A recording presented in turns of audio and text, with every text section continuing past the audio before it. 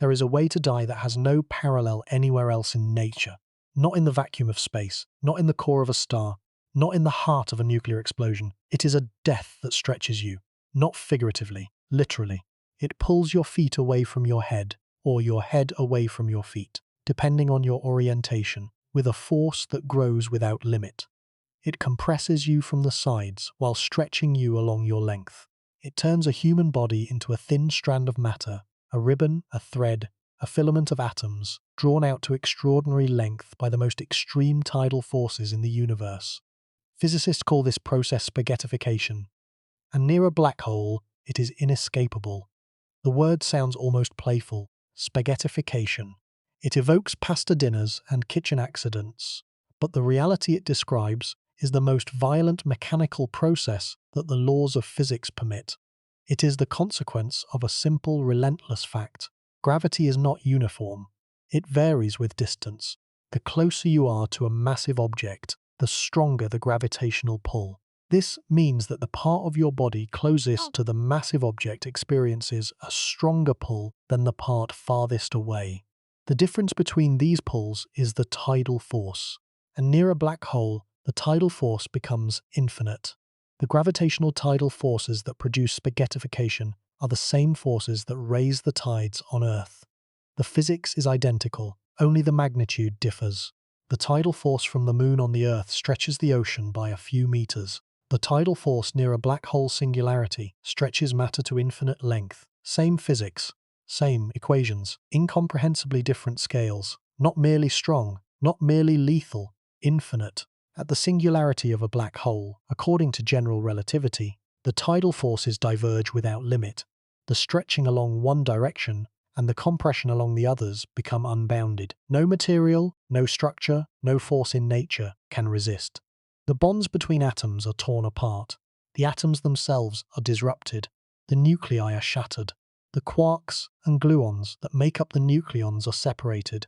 Every scale of structure, from the macroscopic to the subatomic, is destroyed by forces that grow without bound. This is not a theoretical possibility that might happen under extreme conditions.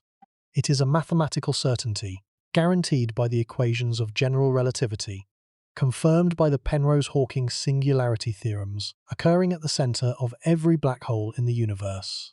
According to current scientific estimates, the observable universe contains on the order of 100 billion galaxies, each harboring a supermassive black hole and potentially hundreds of millions of stellar mass black holes. Every one of them produces spaghettification. Every one of them contains a region where tidal forces grow toward the Planck curvature. Every one of them processes the matter that falls in, stretching it, compressing it, scrambling its information, and distributing it across the microscopic degrees of freedom of the event horizon. The spaghettification is not an accident of black hole physics. It is a fundamental consequence of space-time curvature, as natural and as inevitable as the bending of light by a massive object. Every one of them contains a region where tidal forces grow without limit. The spaghettification you cannot escape is not a rare phenomenon. It is one of the most common fates that matter can experience in the cosmos. The word spaghettification was coined by Stephen Hawking in his 1988 book, A Brief History of Time. It has since become one of the most vivid and memorable terms in all of physics, capturing in a single word the essence of what happens to matter in extreme tidal fields. The term is slightly misleading because it suggests a simple stretching, like pulling taffy. The reality is more complex. The stretching is accompanied by compression from the sides, by chaotic oscillations near the singularity, and by the disruption of matter at every structural level from the macroscopic to the subatomic. The inescapability of spaghettification inside a black hole is not merely a consequence of strong forces. It is a consequence of the geometry of space-time. Inside the event horizon, the singularity is in the future. Every path leads to it. There is no spatial direction that points away from the singularity, because the singularity is not in a spatial direction. It is in the temporal direction. Escaping spaghettification inside a black hole would require escaping the future. And the future, by definition, cannot be escaped. But the story of spaghettification is not merely a story of destruction. It is a story about the nature of gravity itself, about the curvature of space-time, about the relationship between the very large and the very small, about the limits of our theories, and about what happens when those theories are pushed to their breaking point. Because at the very extreme of spaghettification, at the point where the tidal forces become infinite, something remarkable happens. The physics breaks down. The equations that predict spaghettification also predict their own failure. And that failure, that breakdown, is the doorway to the deepest mysteries in all of science. By the end of tonight, you are going to understand what spaghettification is, why it happens, how the forces scale with mass and distance, why the experience differs dramatically between stellar mass and supermassive black holes, and what the quantum corrections to the classical picture look like. You are going to follow the journey from comfortable distance to lethal tidal force to total atomic disruption to the singularity itself, where even the concept of spaghettification loses meaning because space-time itself has broken down. Before we get started, if you find these mysteries as fascinating as we do, take a second to like the video or subscribe. It is a simple action, but it helps this channel reach more curious minds like yours. Spaghettification is the universe's most extreme mechanical process. It operates at the intersection of gravity and structure, of space-time curvature and material strength. It is the process by which the universe disassembles everything that falls into a black hole, every star, every planet, every atom, every particle, layer by layer, bond by bond, particle by particle. And it is inescapable, not because you cannot avoid black holes, but because once you cross the event horizon, every possible future leads to the singularity, and the singularity is where the tidal forces are infinite. Now, let us begin. To understand spaghettification, we must first understand tidal forces, not the tidal forces of everyday experience, the gentle rise and fall of the oceans caused by the moon's gravity, but the same fundamental phenomenon taken to its ultimate extreme.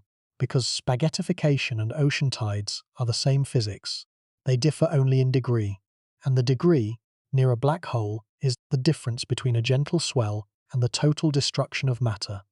Tidal forces arise from the variation of gravity across an extended object. The gravitational field of a massive body is not uniform. It is stronger at points closer to the center and weaker at points farther away.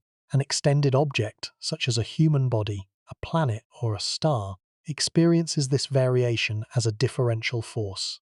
The near side is pulled more strongly than the far side. The result is a stretching along the line, connecting the object to the center of gravity, and a compression perpendicular to that line. On Earth, we experience tidal forces from the moon and sun. The moon's gravity is slightly stronger on the side of the Earth facing the moon than on the side facing away. This difference creates the tidal bulges in the oceans, the twice-daily rise and fall of sea levels that has been observed since antiquity. The tidal force is proportional to the mass of the gravitating body and inversely proportional to the cube of the distance. The cube, not the square. This means tidal forces fall off much faster with distance than gravity itself, which falls off as the square. But it also means that at short distances, tidal forces grow much faster than gravity. The mathematical expression for the tidal acceleration across an object of length L at a distance r from a mass m is approximately 2 times the gravitational constant times m times L divided by r cubed. This formula tells us everything we need to know about spaghettification. The tidal force is proportional to the mass of the gravitating body, proportional to the size of the object being stretched, and inversely proportional to the cube of the distance. The gravitational constant, the speed of light, and Planck's reduced constant combine to form the Planck units. The Planck length of roughly 10 to the power of negative 35 meters, the Planck time of roughly 10 to the power of negative 43 seconds, and the Planck density of roughly 5.1 times 10 to the power of 96 kilograms per cubic meter. These units define the natural scale of quantum gravity. The Planck tidal force, the maximum tidal force that quantum gravity is expected to permit, is determined by the Planck curvature. Every approach to quantum gravity identifies this scale as the boundary between finite and infinite spaghettification. The gap between the Planck scale and our experimental capabilities is roughly 17 orders of magnitude. The smallest distances probed by the Large Hadron Collider are roughly 10 to the power of -18 meters. The Planck length is roughly 10 to the power of -35 meters. No foreseeable technology can bridge this gap through direct experiment. The physics of spaghettification at the Planck scale must be determined through theory, through mathematical consistency, and through indirect observational constraints. The density at the event horizon varies dramatically with mass. For a stellar mass black hole, the density is roughly 200 million tons per cubic centimeter. For Sagittarius A star, roughly 1,000 kilograms per cubic centimeter. For M87 star, less than the density of air. The larger the black hole, the less dense the spacetime at the boundary of the inside. The spaghettification begins at densities far below these, at the personal Roche limit of the infalling object, and proceeds to the Planck density at the quantum gravitational limit.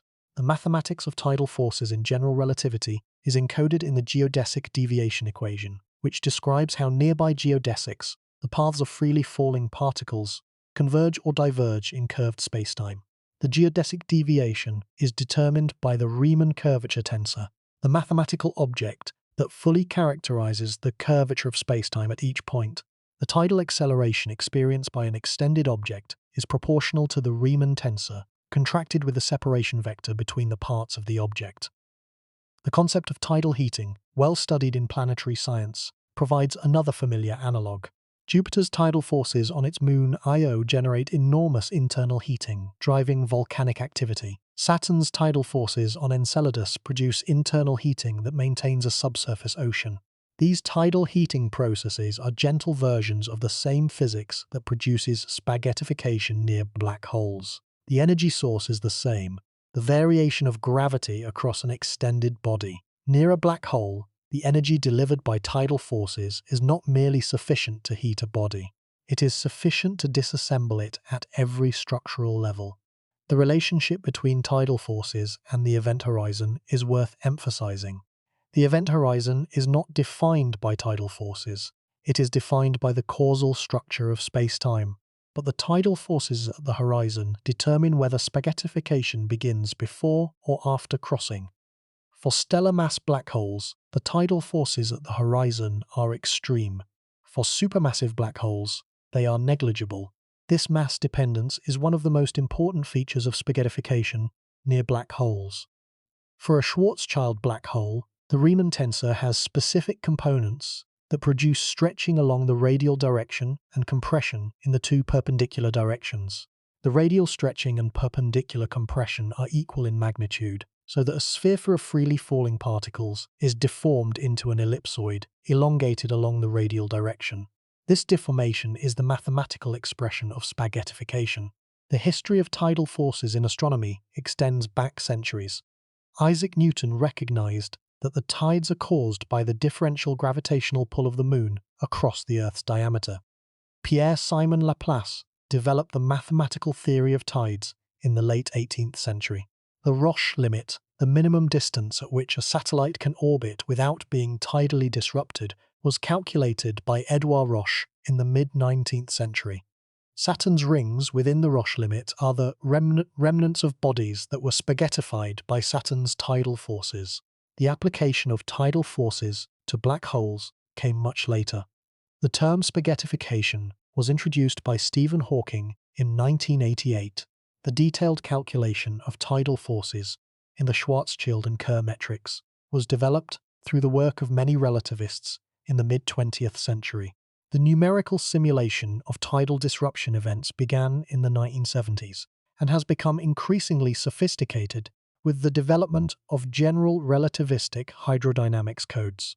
The connection between tidal forces and spacetime curvature was first made explicit by Einstein's general relativity. In Newtonian gravity, tidal forces are caused by the variation of the gravitational field. In general relativity, they are the physical manifestation of the Riemann curvature tensor. The transition from the Newtonian to the relativistic description is important near black holes, where the Newtonian approximation fails and the full curvature tensor must be used. The Weil tensor, the trace-free part of the Riemann tensor, measures the tidal component of curvature that is not directly caused by the local matter distribution. For a vacuum Schwarzschild black hole, the Riemann tensor equals the Weil tensor. The Weil tensor components diverge at the singularity.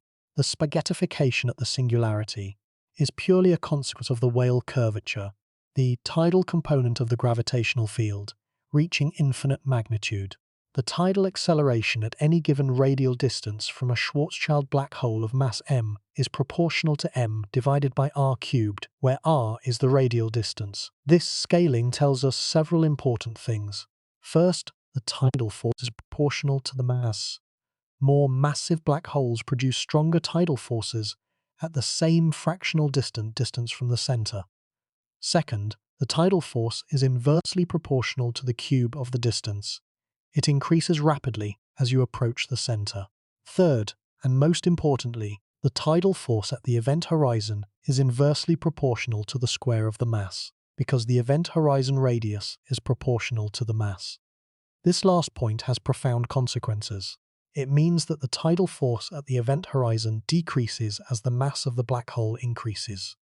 A supermassive black hole of 1 billion solar masses has tidal forces at the horizon that are 1,000,000 trillion times weaker than those of a solar mass black hole. The most massive black holes have the gentlest event horizons.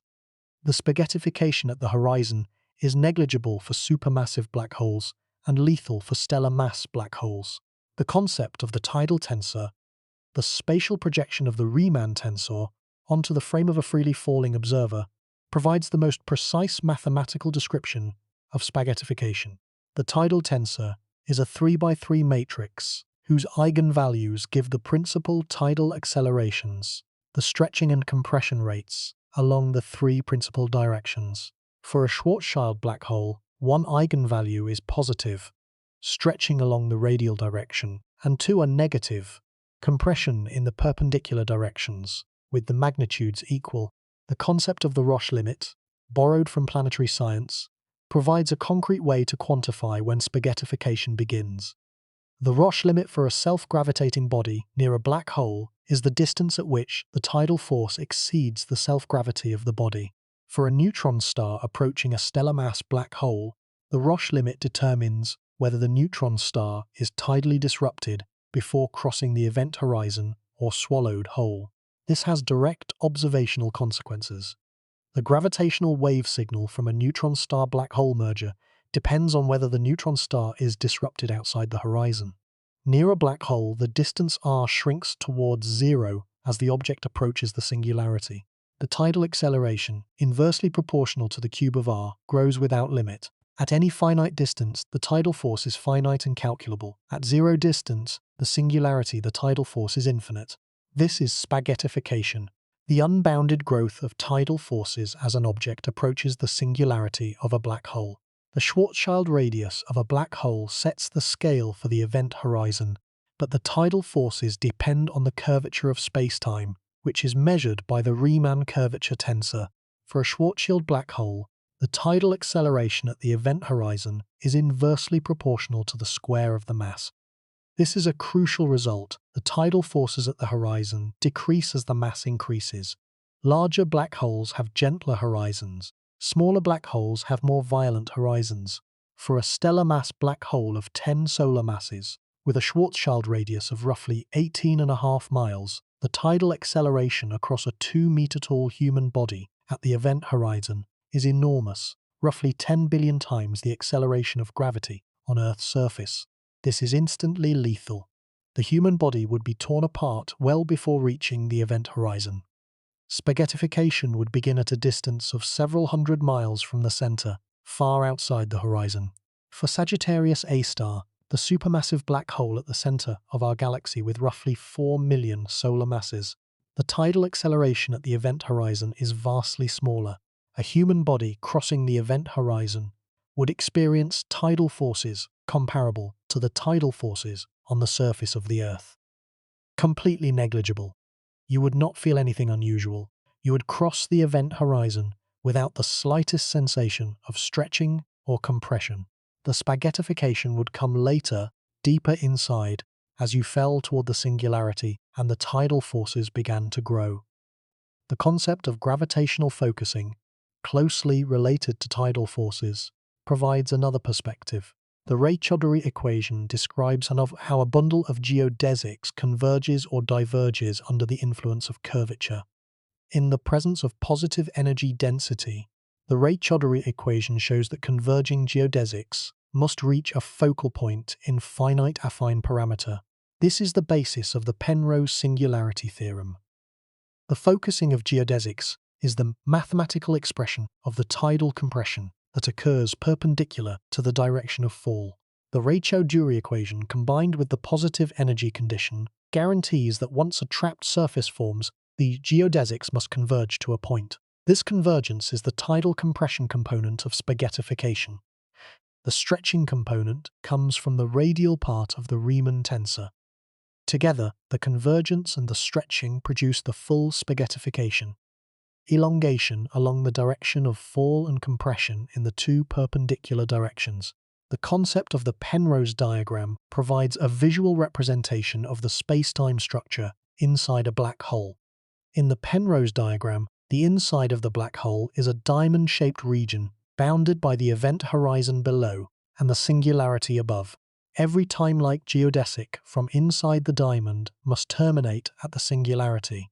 The tidal forces increase as the geodesic approaches the upper boundary. The spaghettification is the physical experience of approaching the upper boundary of the Penrose diagram. The Kruskal-Sekeres extension of the Schwarzschild solution provides the maximal analytic continuation of the spacetime. In these coordinates, the event horizon is smooth and the full causal structure is visible. The inside is the region between the horizon and the singularity. The tidal forces encoded in the Riemann tensor are well defined at every point of the inside except the singularity itself. For the black hole at the center of M87, with roughly 6.5 billion solar masses, the tidal forces at the horizon are even more negligible. You could set up a physics laboratory at the event horizon and conduct experiments for hours without detecting any unusual tidal effects. The spaghettification would not begin until you were deep inside, falling through a region of spacetime that has no contact with the exterior universe. The relationship between spaghettification and the concept of the innermost stable circular orbit deserves attention. The innermost stable circular orbit, located at 3 Schwarzschild radii for a non-rotating black hole, is the closest stable orbit. Inside this radius, no stable orbit exists. Matter must fall in or escape. The tidal forces at the innermost stable circular orbit are significant but not destructive for most objects. The disruption begins closer in, at the object's personal Roche limit. For a neutron star orbiting a stellar mass black hole, the Roche limit may be outside the event horizon. The neutron star is tidally disrupted before crossing the horizon. The disruption produces a characteristic gravitational wave signal that differs from the clean signal of a neutron star swallowed whole. Future gravitational wave detections of neutron star black hole mergers will measure this distinction, providing direct observational evidence for spaghettification in the strong field regime. The concept of the Love number, a measure of an object's tidal deformability, quantifies how much an object deforms in response to external tidal forces.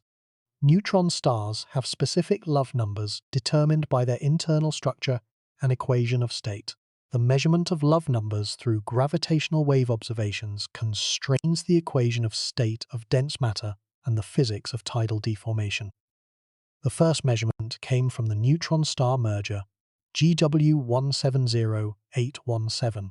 The frame-dragging effect of rotating black holes modifies the tidal forces near the event horizon.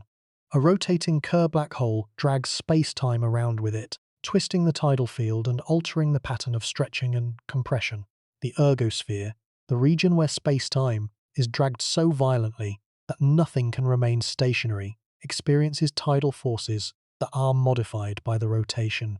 The spaghettification in the Kerr spacetime is more complex than in the Schwarzschild spacetime, with additional twisting and shearing components. The relationship between spaghettification and the formation of relativistic jets is mediated by the extreme curvature near the event horizon. The Blumenfeld-Znajek process extracts energy from the rotation of the black hole through magnetic fields threading the ergosphere. The tidal distortions of the magnetic field near the horizon contribute to the amplification and collimation of the jet. The spaghettification of the magnetic field lines, their stretching and compression by the tidal forces, is part of the jet launching mechanism. The tidal disruption of stars by supermassive black holes provides the most dramatic observational evidence for spaghettification. When a star passes within the tidal radius of a supermassive black hole, the tidal forces tear the star apart. Roughly half of the stellar material falls into the black hole, forming an accretion disk. The other half is ejected at high speed. The remaining half is flung outward at high speed, forming long tidal tails that extend for enormous distances. The accretion of the captured material produces a brilliant flare of radiation, a tidal disruption event, that can outshine the entire host galaxy for months. The first tidal disruption event candidates were identified in the 1990s by the Rosat X-ray satellite. Since then, dozens have been observed by surveys including the Sloan Digital Sky Survey, the Palomar Transient Factory, the Zwicky Transient Facility, and various X-ray observatories. The rate of tidal disruption events is estimated at roughly 1 per 10,000 to 100,000 years per galaxy, depending on the properties of the galactic nucleus. The observational properties of tidal disruption events provide direct information about the physics of spaghettification at the stellar scale. The luminosity, the spectral evolution, the timescale, and the jet properties all depend on the mass of the black hole, the mass and radius of the disrupted star, and the trajectory of the encounter. Numerical simulations of tidal disruption events, using general relativistic magnetohydrodynamics, reproduce the observed properties and provide detailed predictions for future observations. The disruption of a star produces a long stream of gas, a stellar-scale spaghetti strand, that wraps around the black hole as it falls in. The stream self-intersects, producing shocks that heat the gas and drive the observed radiation. The dynamics of the stream are governed by the same tidal forces that produce spaghettification of any object near a black hole. The tidal disruption event is spaghettification made visible across cosmic distances.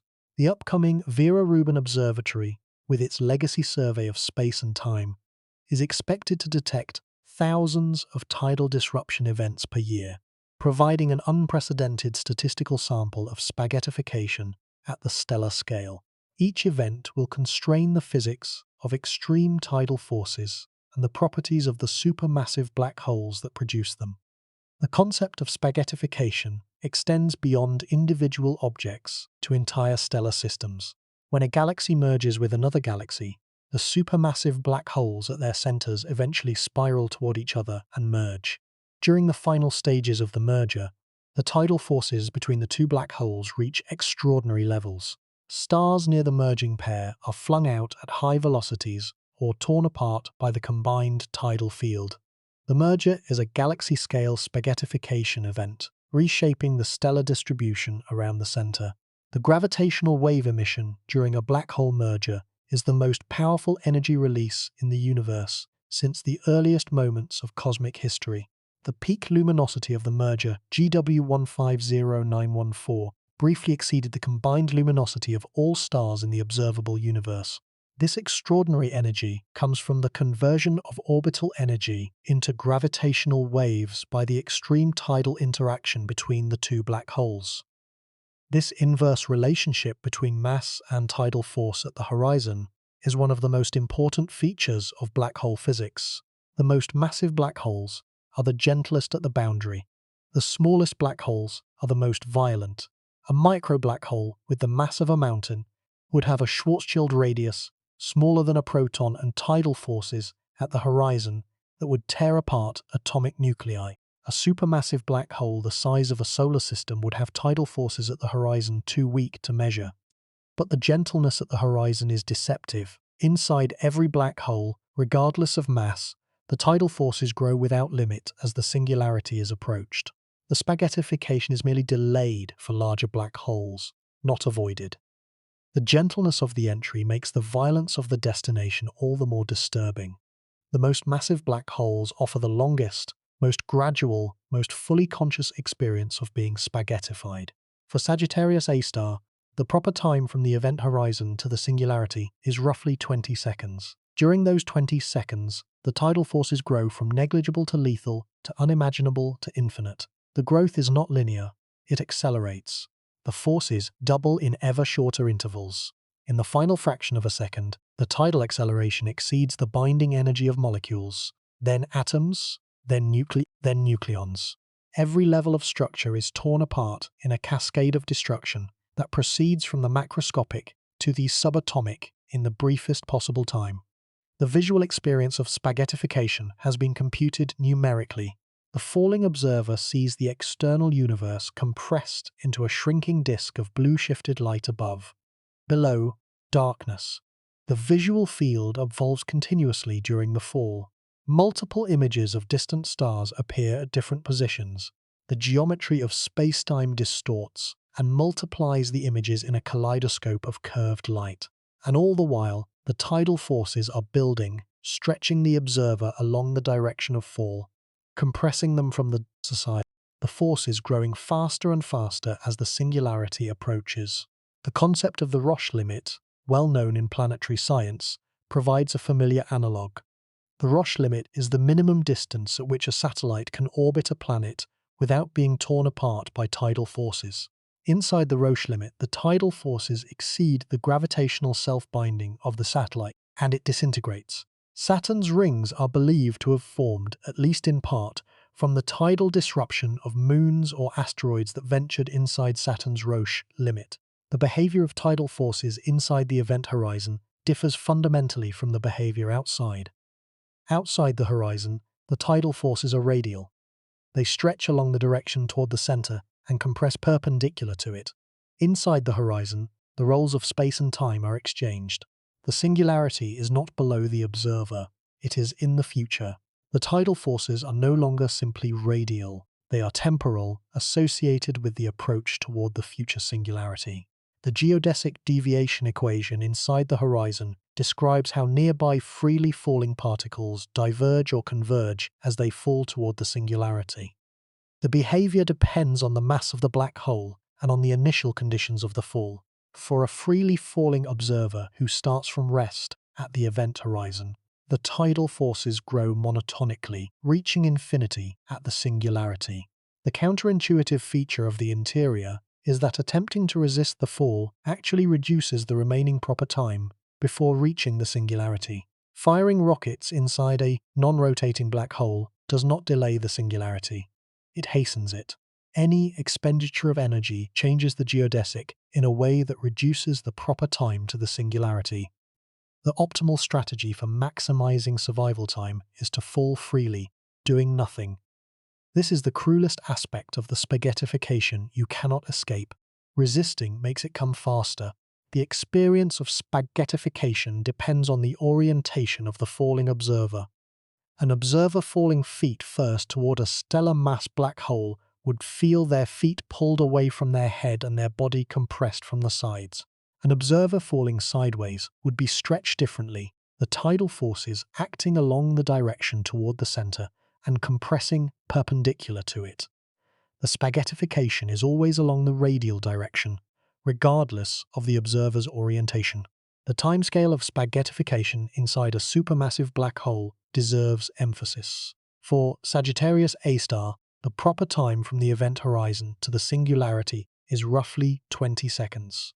During the first 15 seconds or so, the tidal forces are negligible. The observer falls freely, experiencing nothing unusual.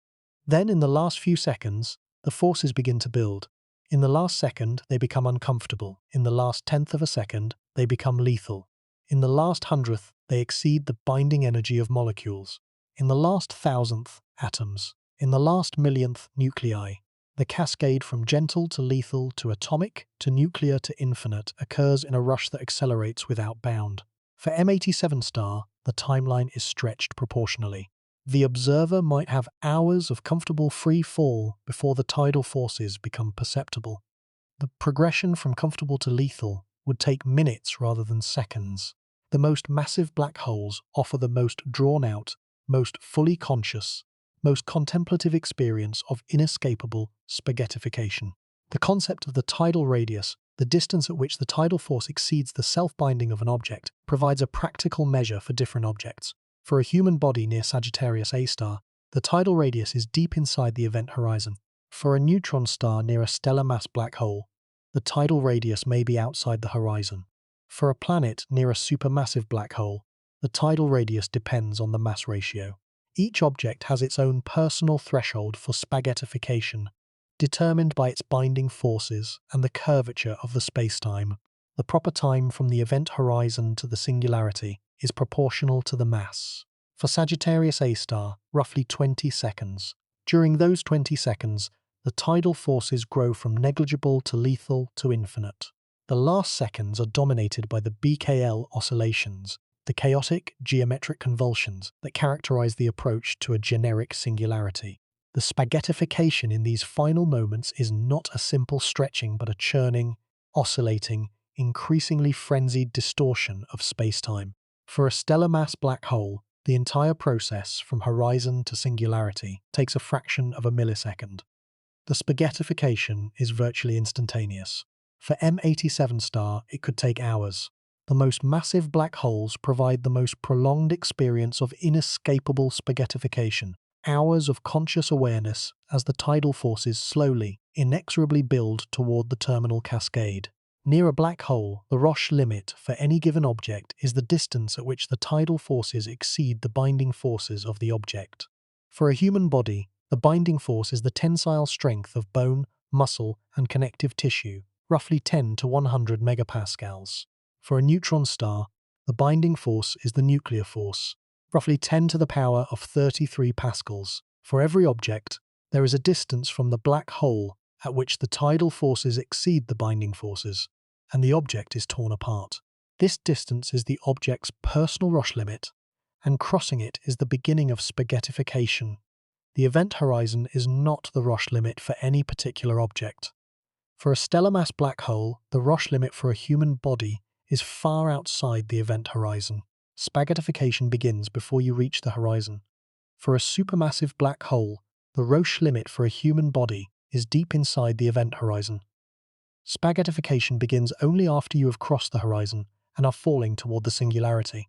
This distinction has profound implications. For a stellar mass black hole, spaghettification is observable from the outside, at least in principle. An outside observer could watch the tidal disruption of an infalling object.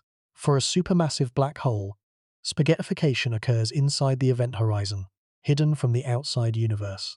The most dramatic spaghettification, the longest and most drawn out, happens in complete privacy, sealed behind the one-way boundary of the event horizon.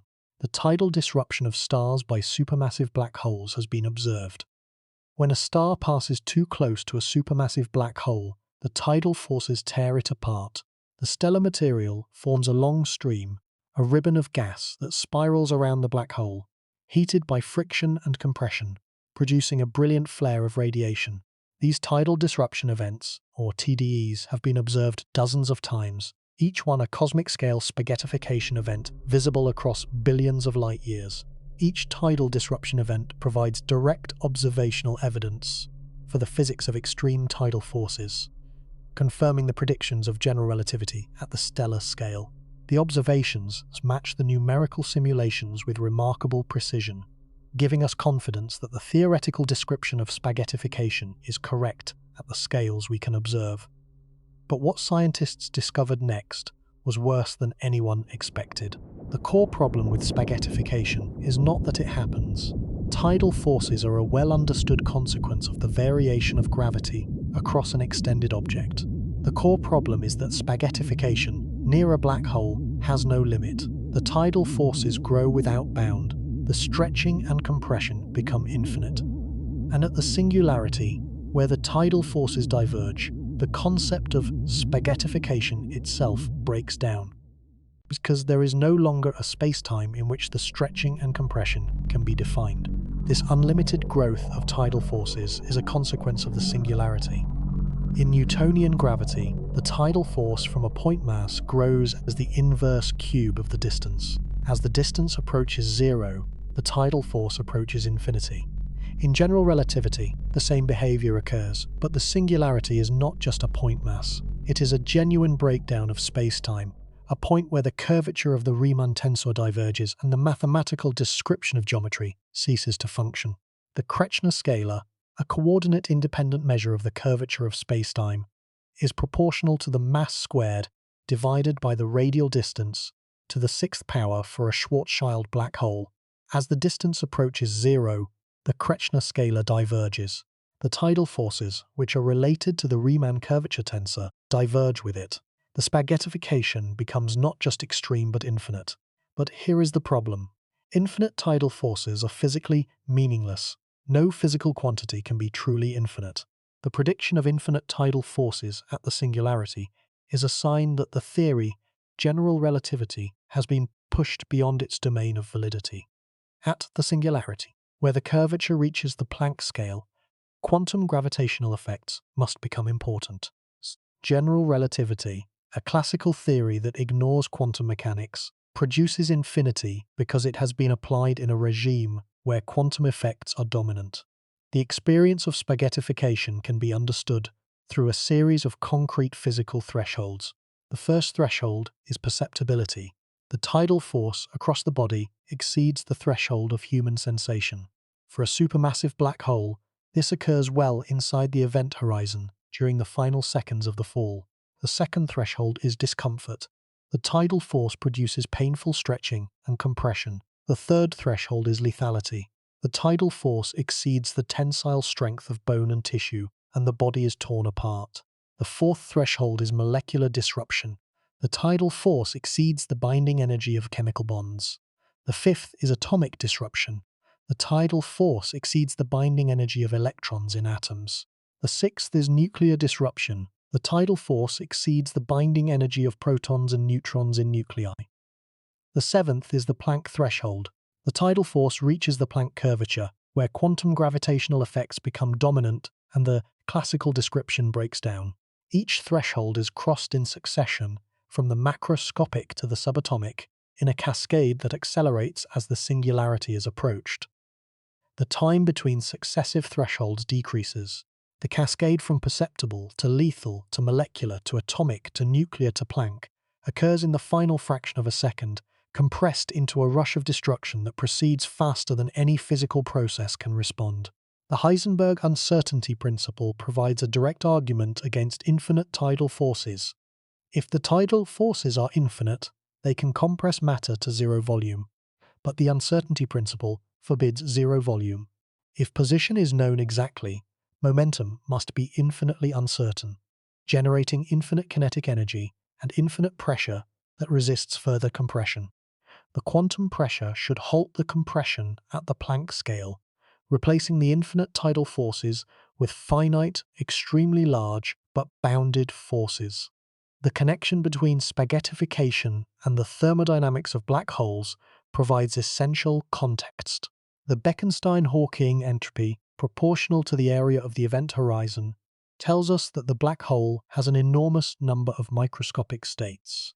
For a solar mass black hole, roughly 10 to the power of 77, the spaghettification of infalling matter distributes its information across these microstates. The Hawking temperature, inversely proportional to mass, determines the rate at which the black hole returns information to the outside universe. For a solar mass black hole, the temperature is roughly 60 billionths of a Kelvin.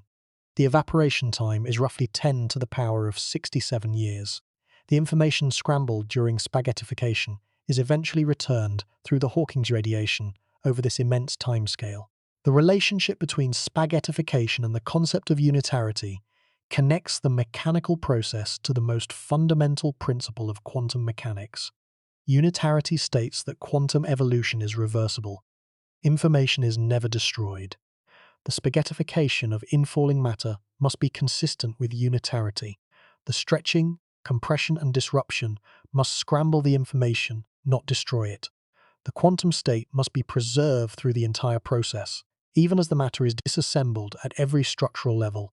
The Island formula, developed in 2019 and 2020, confirmed that information is preserved during black hole evaporation.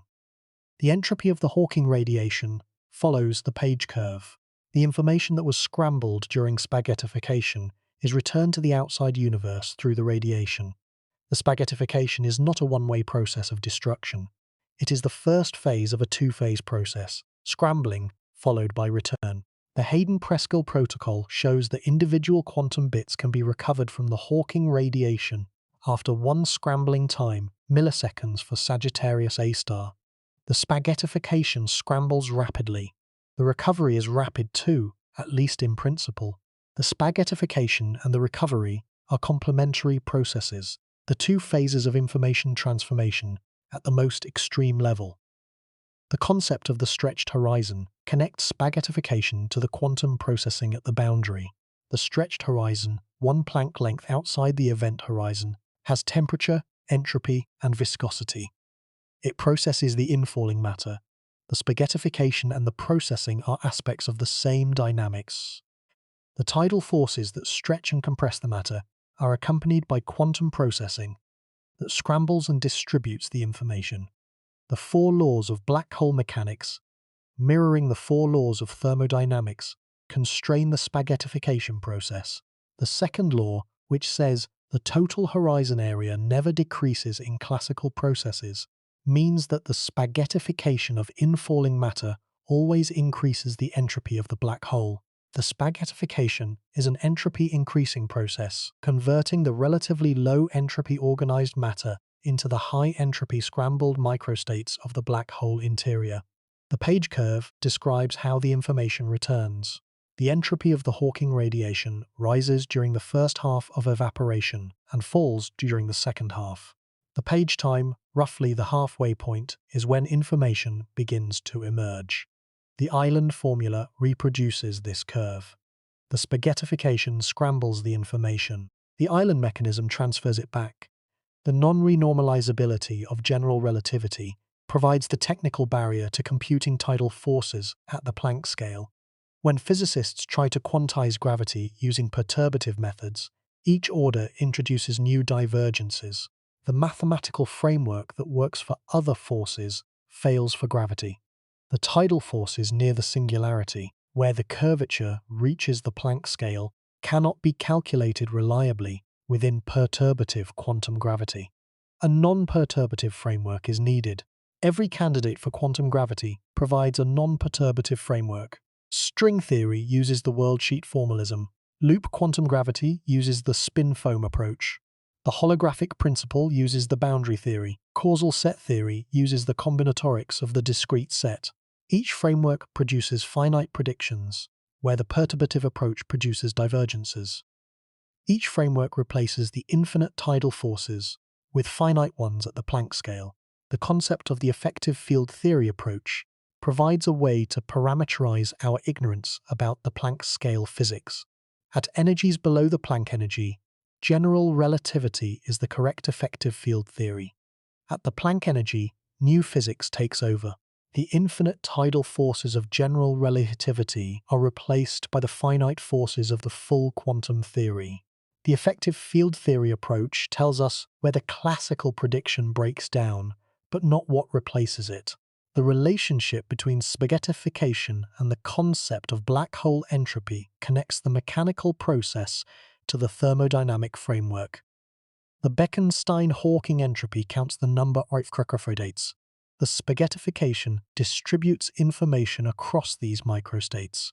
The mechanical disruption and the informational scrambling are complementary descriptions of the same underlying process. The connection between spaghettification and the concept of the BKL dynamics deserves additional attention.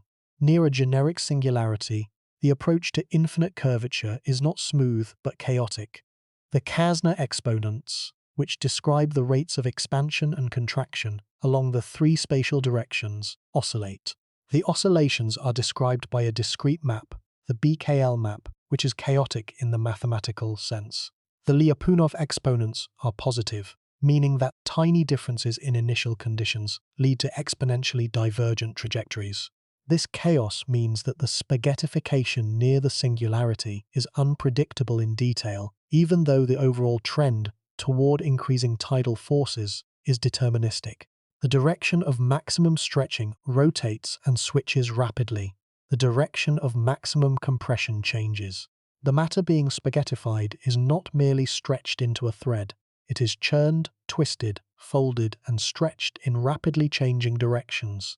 The spaghettification near the singularity is a chaotic process, governed by the mixmaster dynamics of the BKL oscillations.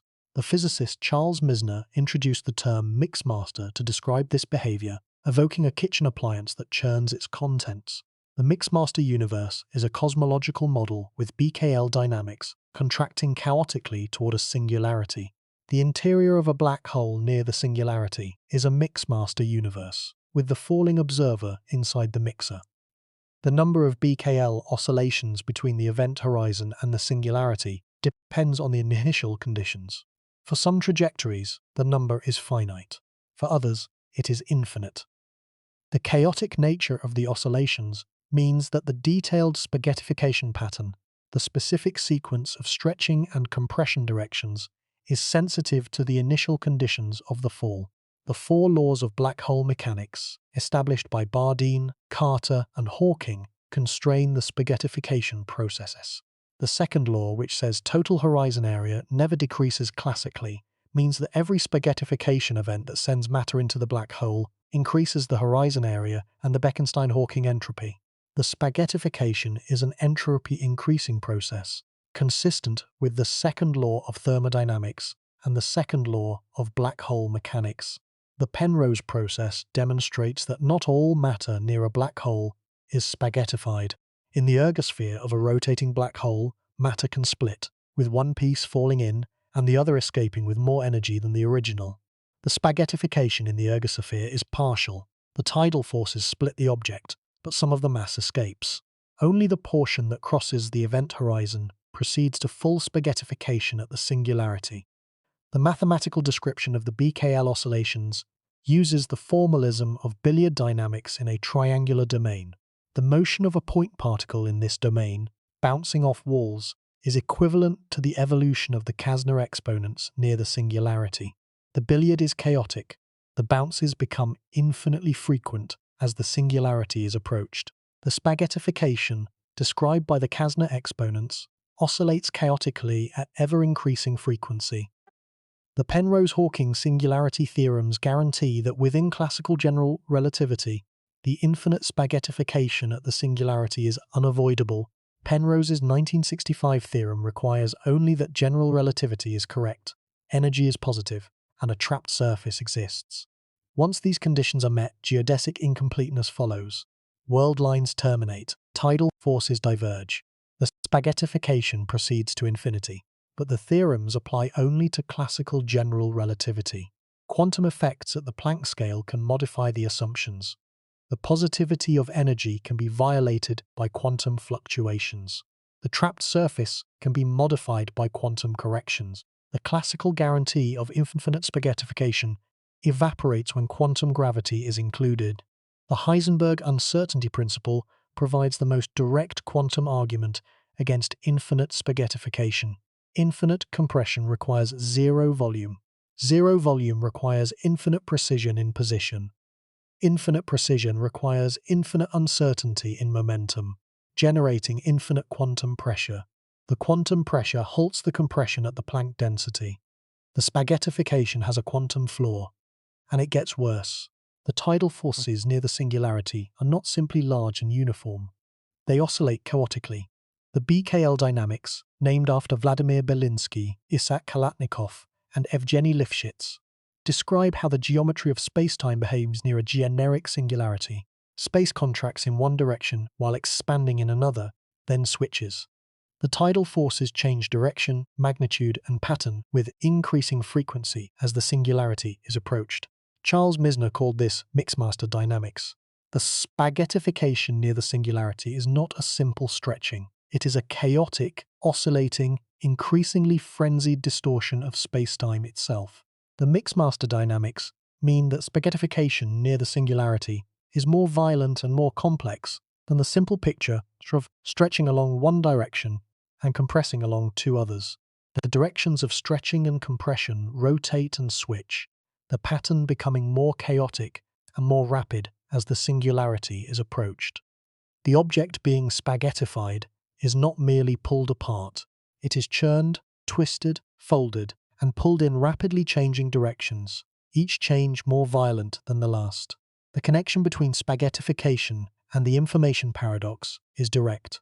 If an object falls into a black hole and is spaghettified, the quantum state of the object, its complete informational content, is processed by the tidal forces. At the singularity, where the tidal forces are infinite, the quantum state is compressed into the singularity and, according to classical general relativity, destroyed. The information is lost.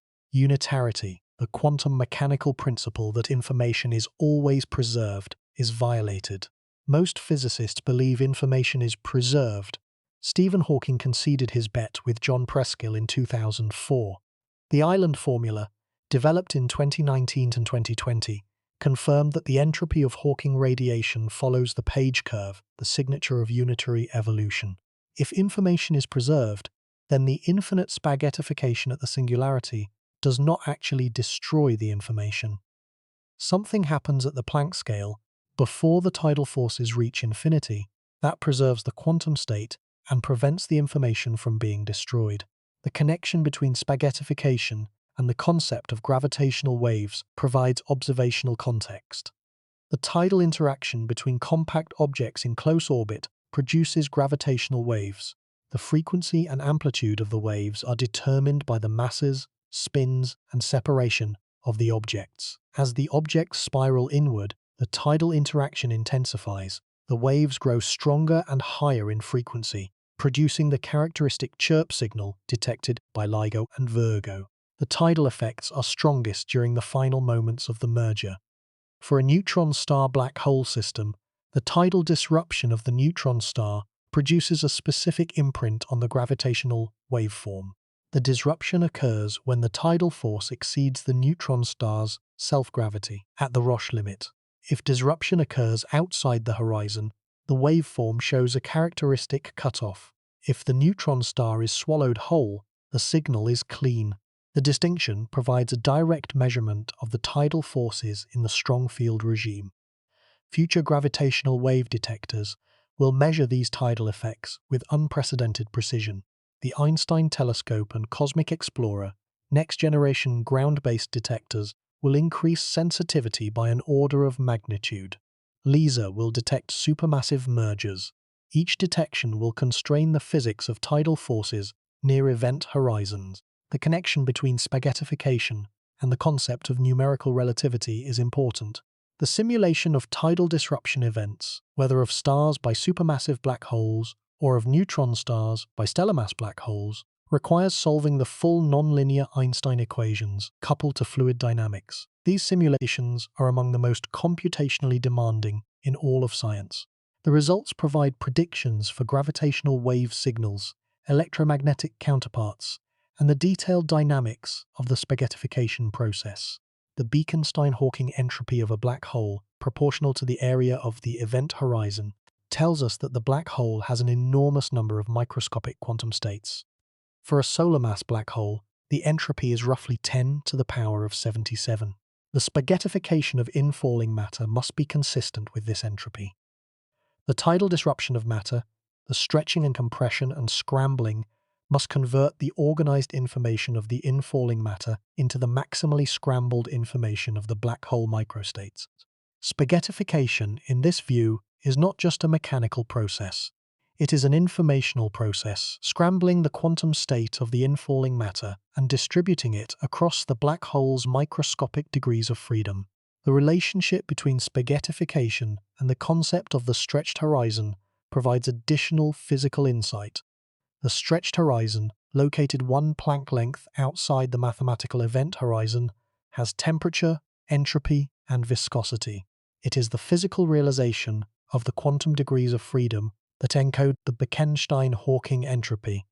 When matter falls through the stretched horizon, it is processed by these quantum degrees of freedom. The spaghettification is accompanied by quantum processing at the stretched horizon. The connection between spaghettification and the concept of energy extraction from black holes adds context. The Penrose process allows energy extraction from the ergfias of rotating black holes.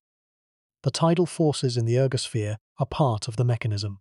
An object that enters the ergosphere can be split into two pieces by the tidal forces, with one piece falling into the black hole on a negative energy orbit and the other escaping with more energy than the original. The spaghettification in the ergosphere, while not as extreme as near the Singularity, is part of the energy extraction dynamics. The Blandford-Zanajek process, which extracts rotational energy through magnetic fields threading the ergosphere, operates in a regime of moderate tidal forces. The magnetic fields are twisted and amplified by the frame dragging and tidal distortions near the event horizon. The relativistic jets launched by this process, extending for hundreds of thousands of light-years, are powered by the same space-time curvature that produces spaghettification at smaller distances. The tidal disruption of stars by supermassive black holes has been observed dozens of times. Each event confirms the physics of spaghettification at the stellar scale.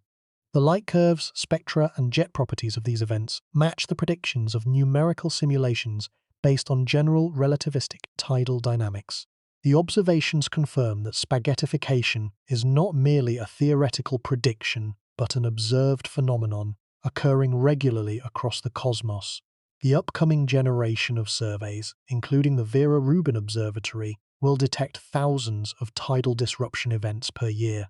Each detection will provide new data on the physics of extreme tidal forces, the statistical properties of the sample, the distribution of black hole masses, stellar types, and encounter geometries will constrain the tidal dynamics with unprecedented precision. The gravitational wave signature of tidal disruption has been predicted but not yet observed. When a neutron star is tidally disrupted by a stellar mass black hole, the gravitational waves carry information about the tidal forces at the Roche limit. Future gravitational wave detectors may detect these signatures, providing direct measurements of spaghettification in the strong field regime. The connection between spaghettification and the concept of the holographic principle transforms the physical picture. If the three-dimensional interior is a holographic projection of two-dimensional boundary physics, then the tidal forces are features of the projection, not of the fundamental reality. The boundary theory has no tidal forces. It has quantum dynamics that, when projected into three dimensions, produce the appearance of stretching and compression. The infinite spaghettification at the Singularity is an artifact of the projection, not a physical event. The island formula connects the informational fate of spaghettified matter to the Page curve. Quantum extremal islands grow during evaporation, claiming more of the interior. The information that was scrambled during spaghettification is transferred to the radiation through the island mechanism. The mechanical process of spaghettification and the informational process of island transfer are complementary descriptions of how matter and information are processed by a black hole. The concept of the scrambling time provides the temporal scale for the informational component of spaghettification. For Sagittarius A star, the scrambling time is milliseconds. The mechanical disruption and the informational scrambling occur simultaneously. The tidal forces that stretch and compress the matter also scramble its quantum information, distributing it across the black hole's microscopic degrees of freedom at the maximum rate permitted by quantum mechanics. The connection between spaghettification and the arrow of time provides cosmological context.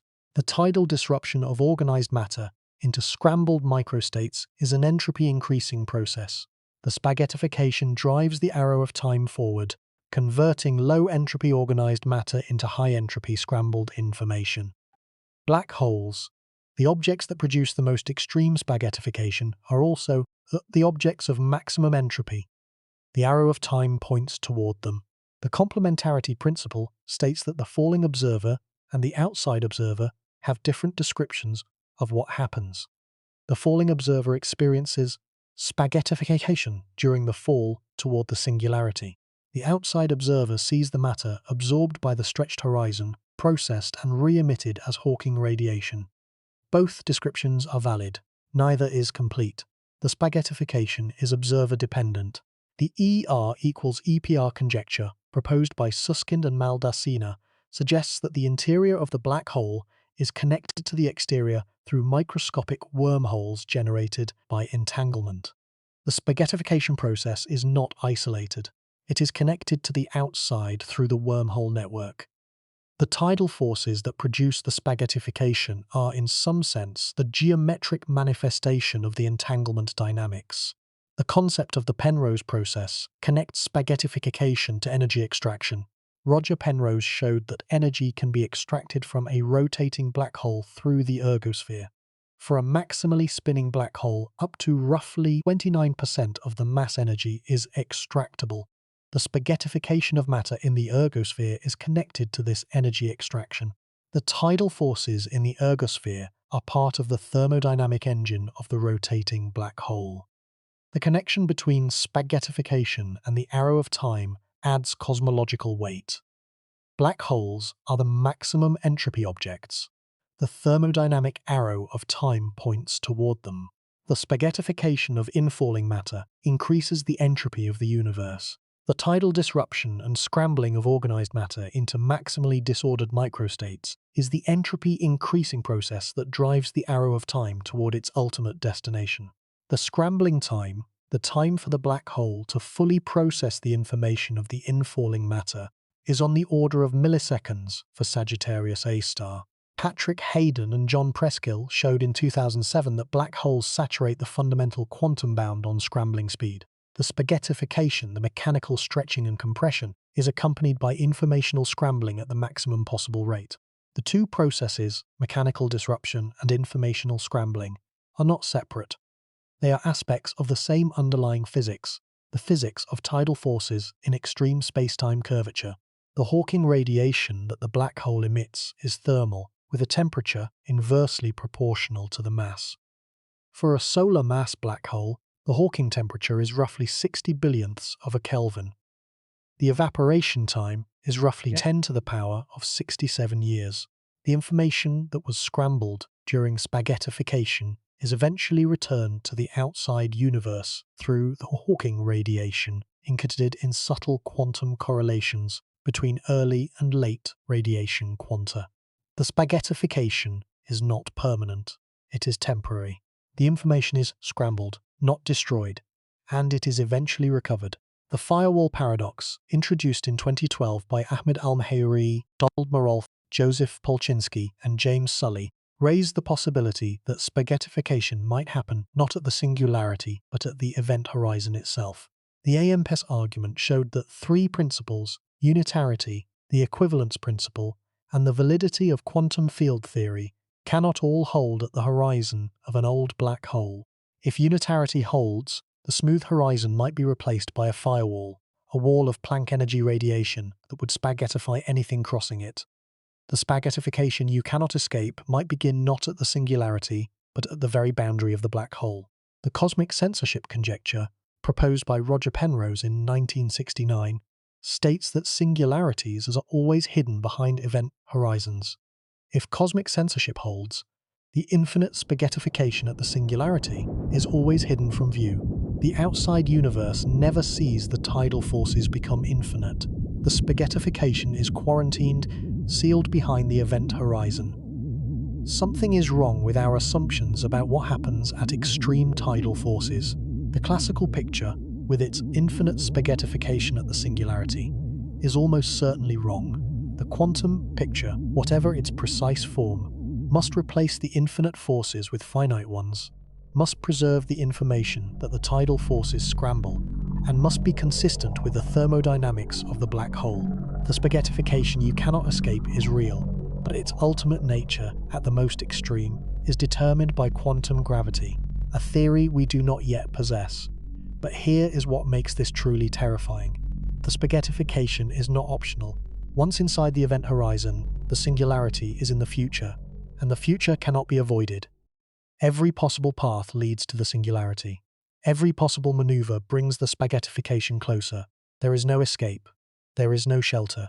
There is no force that can resist the tidal forces as they grow without bound. Let that sink in. The spaghettification you cannot escape is the most absolute, most inescapable, most unavoidable physical process in the universe. The question of what spaghettification truly is, and what happens at the extreme where it becomes infinite, has generated a rich landscape of proposals. Each major approach to quantum gravity offers a different picture of the ultimate fate of matter falling into a black hole, and each reveals a different aspect of the physics of extreme tidal forces. The first approach is the classical general relativistic picture. According to general relativity, spaghettification proceeds without limit as the singularity is approached. The tidal forces grow as the inverse cube of the distance from the center.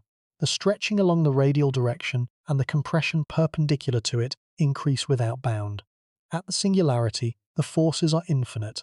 Every structure is destroyed. Matter is compressed to zero volume and infinite density.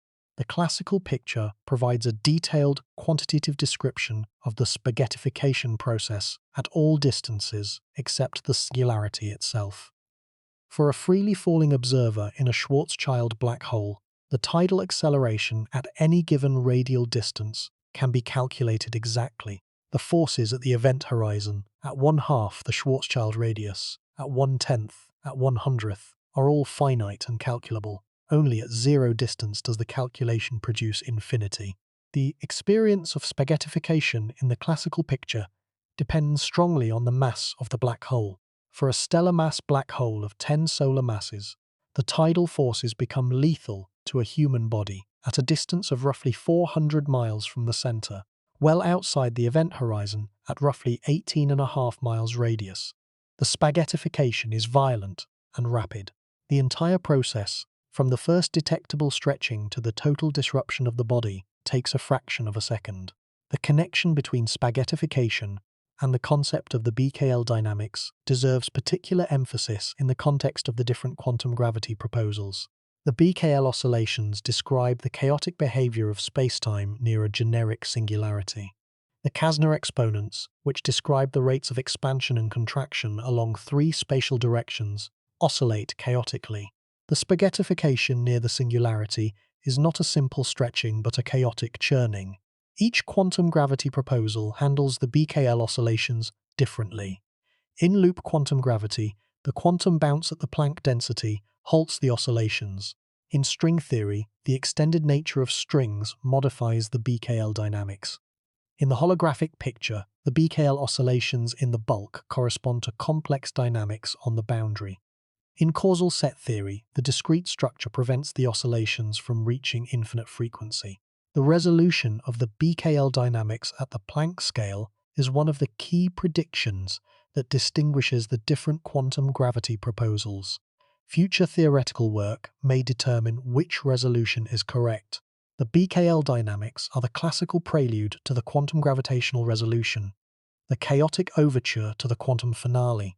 For Sagittarius A star, the spaghettification of a human body would not begin until the observer is well inside the event horizon, falling toward the singularity. The tidal forces at the event horizon are negligible. The observer crosses the horizon without feeling anything unusual. Then, as they fall deeper, the forces begin to build, slowly at first, a subtle stretching, a gentle compression, then faster. The forces double in ever shorter intervals. The final disruption, from molecule to atom to nucleus to quark, occurs in the last fraction of a second before the singularity. For M87 star, the process would take even longer. The observer might have hours of conscious experience inside the event horizon before the tidal forces became noticeable. Hours of awareness, falling through a region of space-time completely disconnected from the exterior universe, knowing that the spaghettification is coming and that nothing can prevent it. The most massive black holes offer the longest, most drawn-out experience of the inescapable. The second approach is string theory. In string theory, matter is composed of one-dimensional strings rather than point particles. Strings have a finite minimum length. The string length, roughly the Planck length. They cannot be compressed below this length. When tidal forces attempt to stretch a string beyond its tension limit, the string breaks and creates new strings. The spaghettification of strings is a process of breaking and creation rather than of infinite stretching. The connection between spaghettification and the holographic principle deserves detailed attention. If the three-dimensional interior is a holographic projection of two-dimensional boundary physics, then the tidal forces that produce spaghettification are features of the projection, not of the fundamental physics. The boundary theory has no tidal forces. It has no spaghettification. It has quantum dynamics that, when projected into 3 dimensions, produce the appearance of tidal stretching and compression. The Ryuta-Kayanagi formula connects the entanglement entropy of boundary regions to the areas of minimal surfaces in the bulk. The quantum version leads to the island formula. These formulas establish the mathematical connection between quantum information on the boundary and geometry in the bulk, including the curvature that produces tidal forces.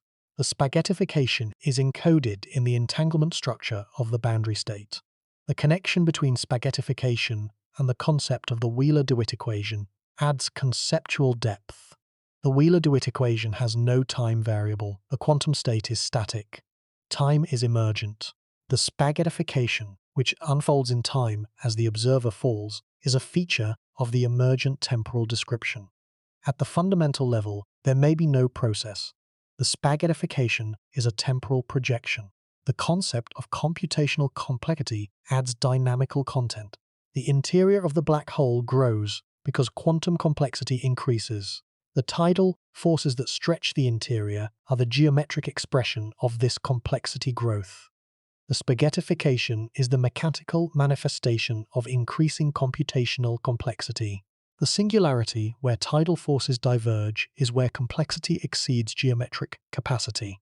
The Bekenstein bound sets the maximum information content.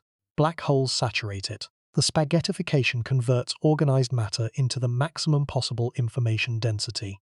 The Margulis-Levitin theorem sets the maximum processing speed. Black holes saturate it. The spaghettification processes information at the absolute physical maximum. The concept of black hole complementarity means the spaghettification is observer-dependent. The falling observer experiences it directly. The outside observer sees it encoded on the stretched horizon. Both descriptions are valid. The spaghettification is real from both perspectives, but described differently. The concept of the Planck star provides the physical endpoint.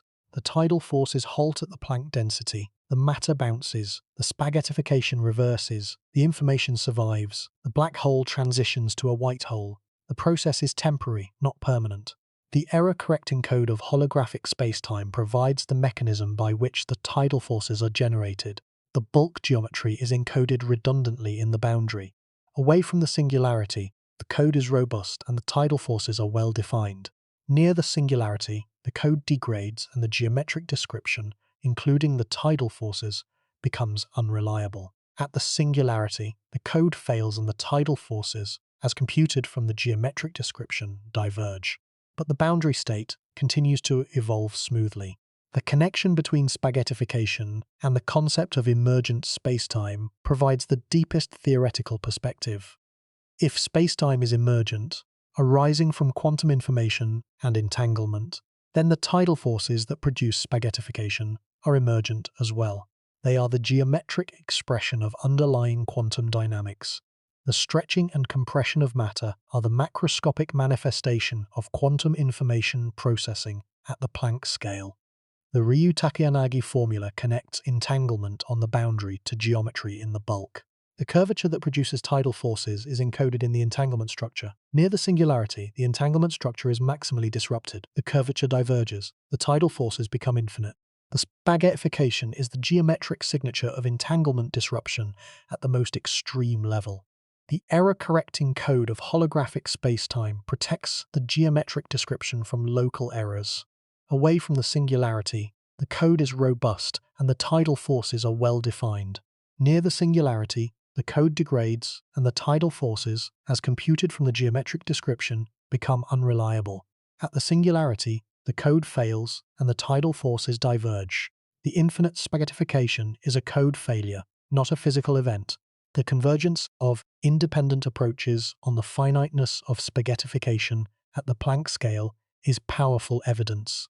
String theory, loop quantum gravity, holographic duality, causal set theory, asymptotic safety, the gravitational path integral, all agree that the tidal forces reach a maximum at the Planck scale. The infinite spaghettification of classical general relativity is an artifact of the classical approximation.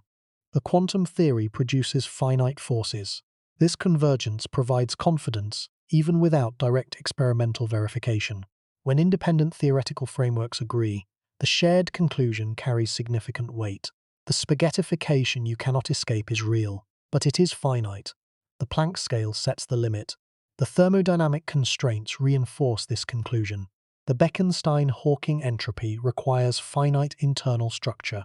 The Hawking temperature requires a finite emission rate. The four laws of black hole mechanics require specific relationships. Any description of spaghettification must be consistent with these thermodynamic properties. The connection between spaghettification and the concept of the Penrose-Hawking singularity theorems is direct. The theorems guarantee that within classical general relativity, the tidal forces must diverge at the singularity. The tidal divergence is a consequence of geodesic incompleteness, the termination of world lines after finite proper time. The spaghettification proceeds to infinite intensity at the termination point. But the theorems apply only within classical general relativity. They require positive energy density, which quantum effects can violate. They require trapped surfaces, which quantum corrections can modify. The theorems guarantee the classical infinity, but not the quantum one. Every candidate for quantum gravity avoids the infinity by modifying the assumptions on which the theorems rest. The concept of the Planck star provides the most concrete physical picture of the quantum resolution. The tidal forces reach the Planck curvature and halt. The matter bounces at the Planck density. The spaghettification reverses through the quantum transition. The black hole becomes a white hole. The process is temporary, not permanent. The concept of the holographic principle provides the most radical interpretation. The tidal forces are features of the emergent geometric description. The fundamental boundary theory has no tidal forces. The infinite spaghettification is a projection artifact. The information survives because the projection failure does not affect the fundamental boundary state. The observational constraints from gravitational wave astronomy and tidal disruption events are tightening. Each detection constrains the physics of extreme tidal forces. Each observation narrows the space of possible theories. The convergence of theory and observation is real and measurable. The gravitational path integral, summing over all geometries including replica wormholes, produces finite answers. The singularity is washed out. The infinite spaghettification is averaged away. The full quantum theory predicts finite tidal forces at all scales. The classical infinity is an artifact of the classical approximation. The gravitational path integral, summing over all space-time geometries including replica wormholes, provides additional perspective. Individual classical geometries contain singularities where tidal forces diverge. The quantum sum over all geometries produces finite answers. The infinite spaghettification is washed out in the quantum sum. The physical prediction from the full quantum theory is that the tidal forces reach a maximum at the Planck scale and are then resolved by quantum effects. The computational complexity perspective adds temporal dynamics.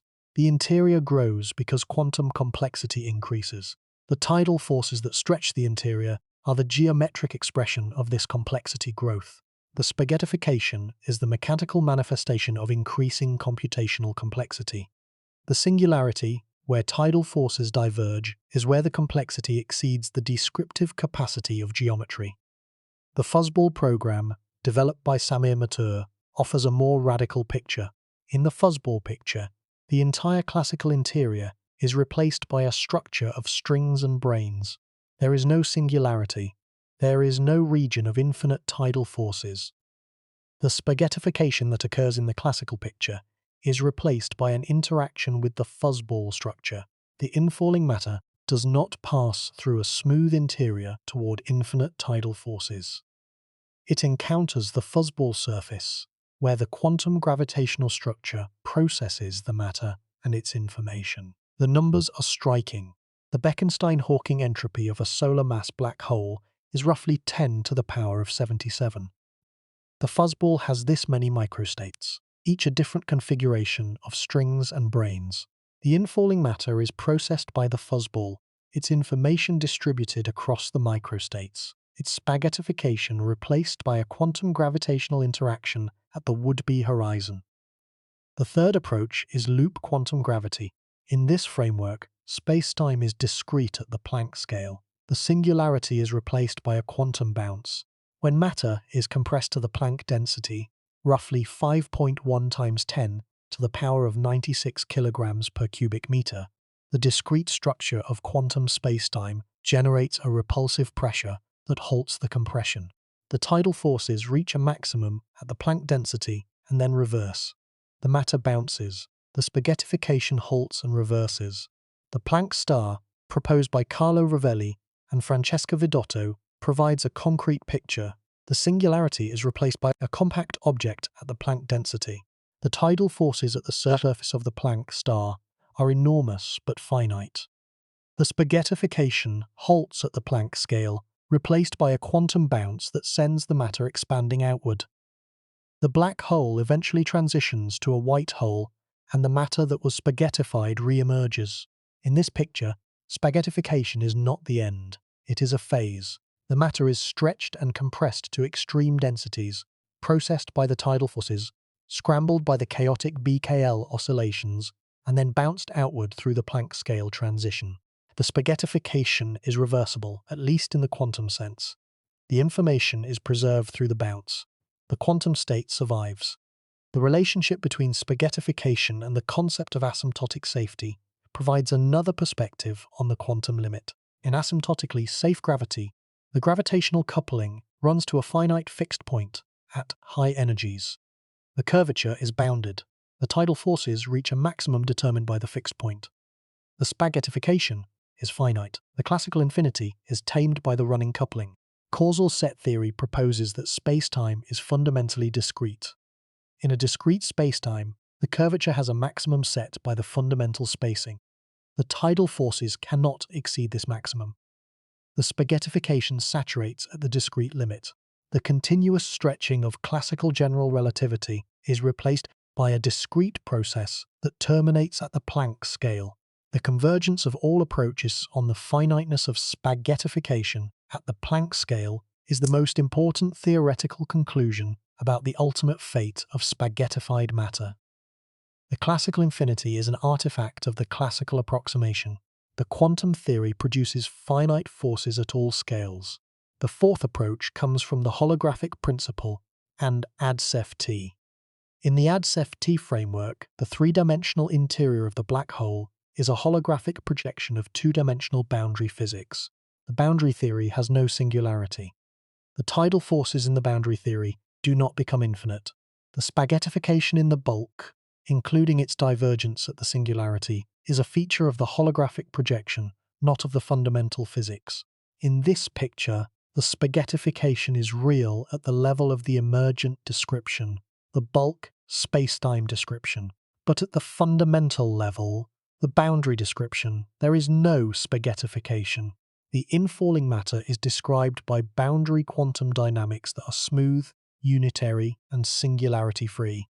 The infinite stretching and compression predicted by general relativity is an artifact of the emergent geometric description, a failure of the projection rather than a failure of reality.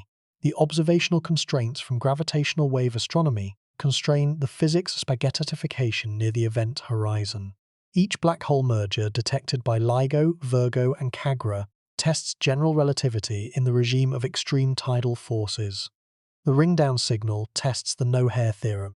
The tidal deformability of neutron stars in neutron-star black hole mergers provides direct measurements of the tidal forces near the event horizon.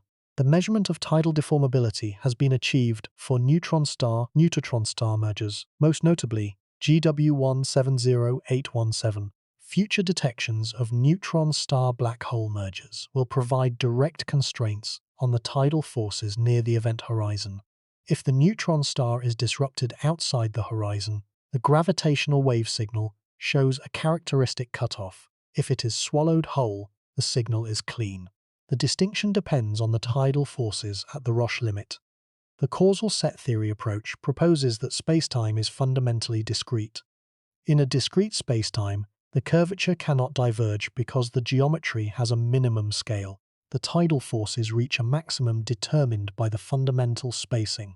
The spaghettification has a discrete limit The continuous stretching of classical general relativity is replaced by a discrete process that saturates at the Planck scale. The connection between spaghettification and the concept of complementarity means that the process appears different to different observers.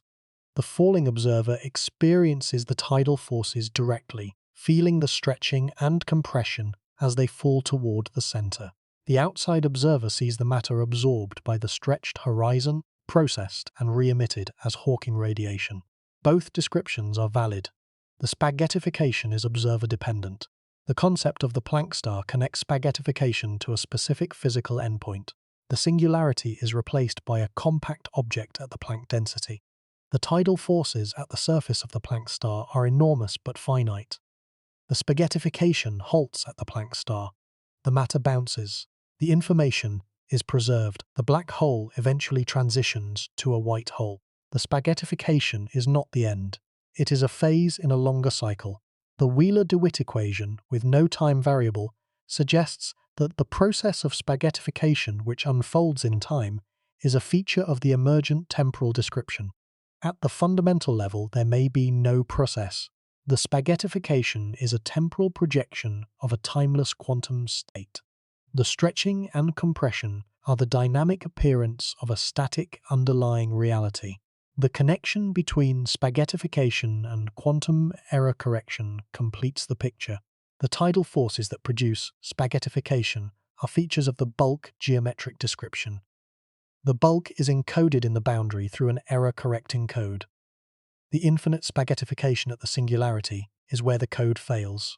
The information survives on the boundary because the code has enough redundancy to protect it. Asymptotically safe gravity proposes that the gravitational coupling runs to a finite fixed point at high energies. The curvature is bounded. The tidal forces reach a maximum. The spaghettification is finite. The classical infinity is tamed by the running coupling. The Penrose-Hawking singularity theorems guarantee the classical singularity, but not the quantum one. The theorems require positive energy density, which quantum effects at the Planck scale can violate. The theorems require trapped surfaces, which quantum corrections can modify. The classical guarantee of infinite spaghettification evaporates in the quantum theory. The observational constraints from gravitational wave astronomy and the Event Horizon Telescope continue to tighten. Each observation tests general relativity in the strong field regime. Each constrains the physics of extreme tidal forces. Future detectors will push further. The photon ring may be resolved.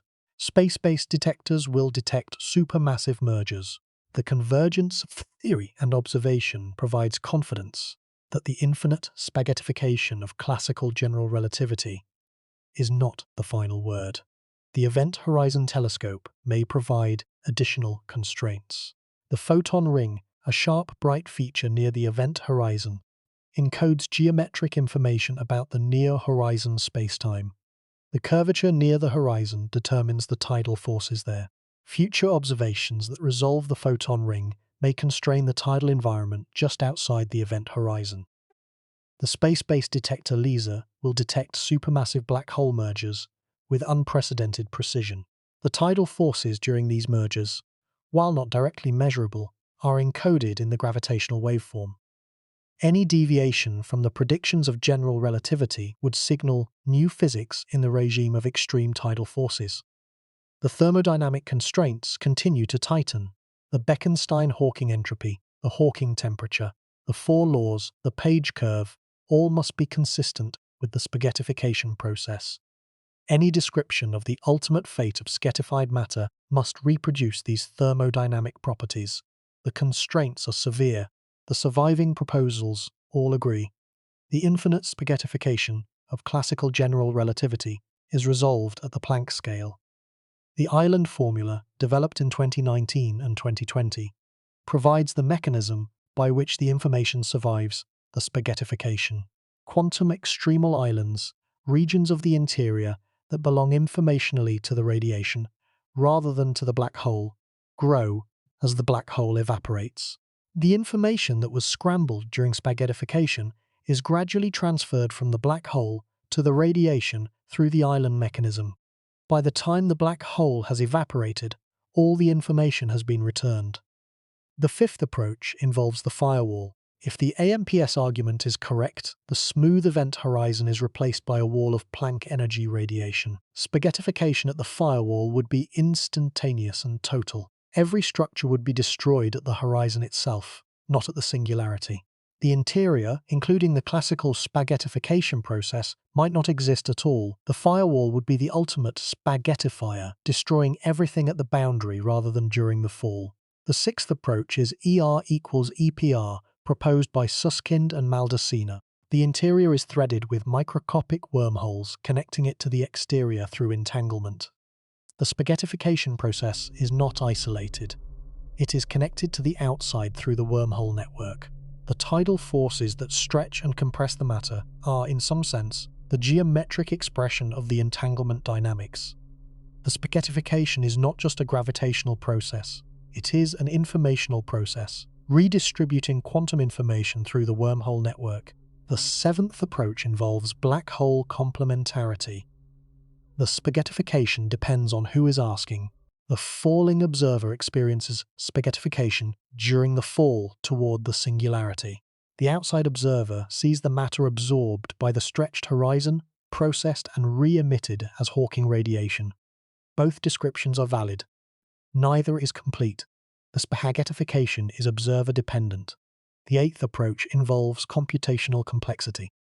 Susskind proposed that the interior volume grows with the quantum complexity of the state. The spaghettification process, which stretches matter along the radial direction, is related to the growth of the interior. The tidal forces that stretch the matter are the geometric expression of the complexity growth. The infinite spaghettification at the singularity corresponds to infinite complexity, which exceeds the descriptive capacity of geometry. The convergence across all these approaches is the most important result. Every approach agrees that the infinite spaghettification predicted by classical general relativity does not occur. The tidal forces reach a maximum at the Planck scale and are then either reversed, loop quantum gravity, replaced by stringy interactions, string theory, described by smooth boundary dynamics, holographic principle, or terminated by a firewall. The classical prediction of infinite tidal forces is an artifact of applying a classical theory in a quantum regime. The math is striking. The Planck density is roughly 5.1 times 10 to the power of 96 kilograms per cubic meter. The Planck tidal force, the maximum tidal force that quantum gravity permits, is determined by the Planck curvature. Every approach identifies the Planck scale as the boundary between finite spaghettification and the infinite spaghettification of the classical theory. The spaghettification you cannot escape is real, but it is finite, bounded by the Planck scale, and followed by quantum gravitational processes that we do not yet fully understand. And this is where the answer becomes deeply unsettling, because the convergence tells us that spaghettification has a Planck scale limit, but it does not tell us what happens beyond that limit. The tidal forces reach their maximum, and then what? A bounce? A fuzzball interaction? A holographic dissolution? A firewall? The answer depends on which theory of quantum gravity is correct, and we do not yet know which one is. The deeper truth about the spaghettification you cannot escape is that it reveals the nature of space-time at the most fundamental level. Spaghettification is not merely a violent mechanical process. It is the geometric expression of space-time curvature. The stretching and compression of matter by tidal forces is the physical manifestation of the Riemann curvature tensor acting on extended objects. The tidal forces are not forces in the Newtonian sense. They are the geometry of spacetime imposing itself on the matter within it. This distinction is crucial. In Newtonian gravity, tidal forces are caused by the variation of a gravitational force across space. In general relativity, tidal forces are the curvature of spacetime itself. There is no force, there is only geometry. The stretching and compression of matter are not caused by a force pulling on the near side more than the far side. They are caused by the curvature of the spacetime through which the matter is moving. The matter is following geodesics, the straightest possible paths through curved spacetime. Nearby geodesics converge or diverge because the spacetime is curved. This convergence and divergence is the tidal effect. It is geometry, not force.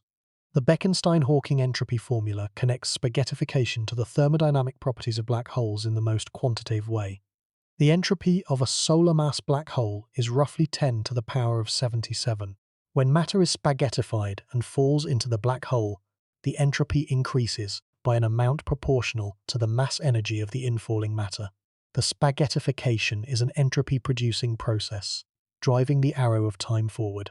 The total entropy of all black holes in the observable universe is estimated at roughly 10 to the power of 104, vastly exceeding the entropy of all non-black hole matter at roughly 10 to the power of 88. The spaghettification of infalling matter has produced this enormous entropy over cosmic history. The process has been running since the first black holes formed, and will continue until the last black hole evaporates. Let that sink in.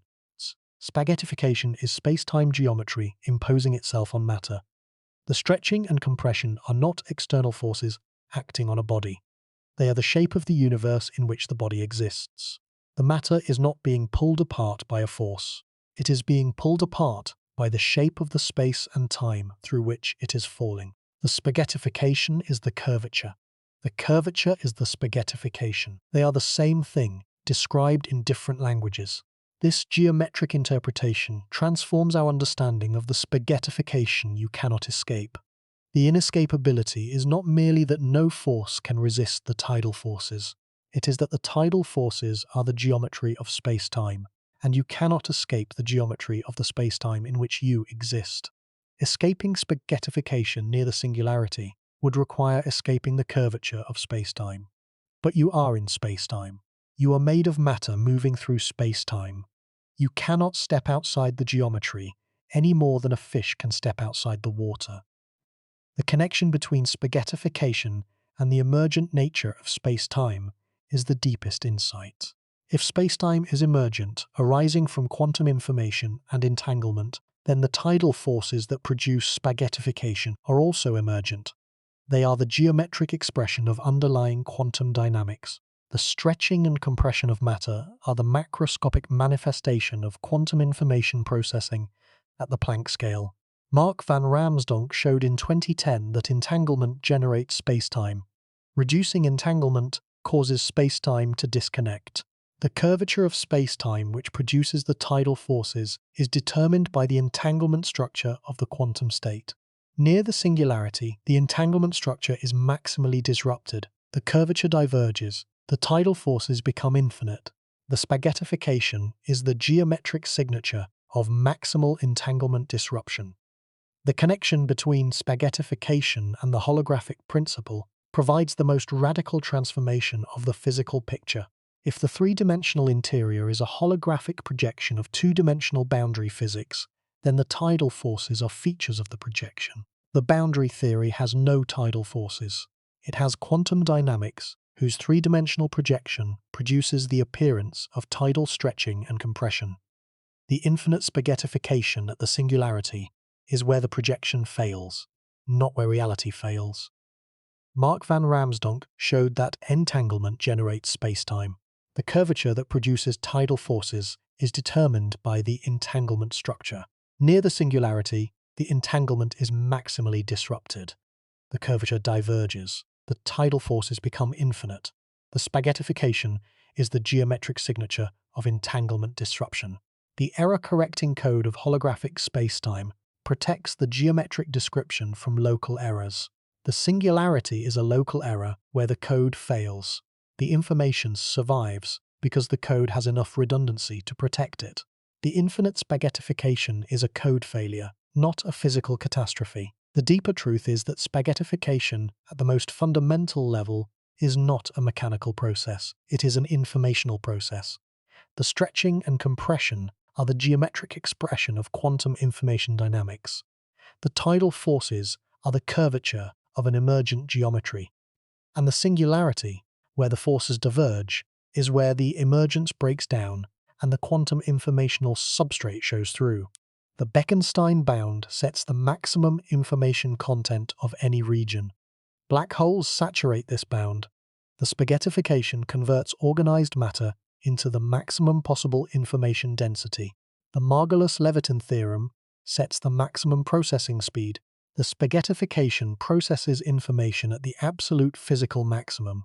The tidal forces are the engine of a maximum rate, maximum density information transformation. The concept of the arrow of time adds cosmological weight. Black holes are maximum entropy objects. Spaghettification increases the entropy of the universe. The arrow of time points from low-entropy organized matter toward the high-entropy scrambled microstates of the black hole interior. The spaghettification drives the arrow forward at the maximum rate consistent with the laws of thermodynamics.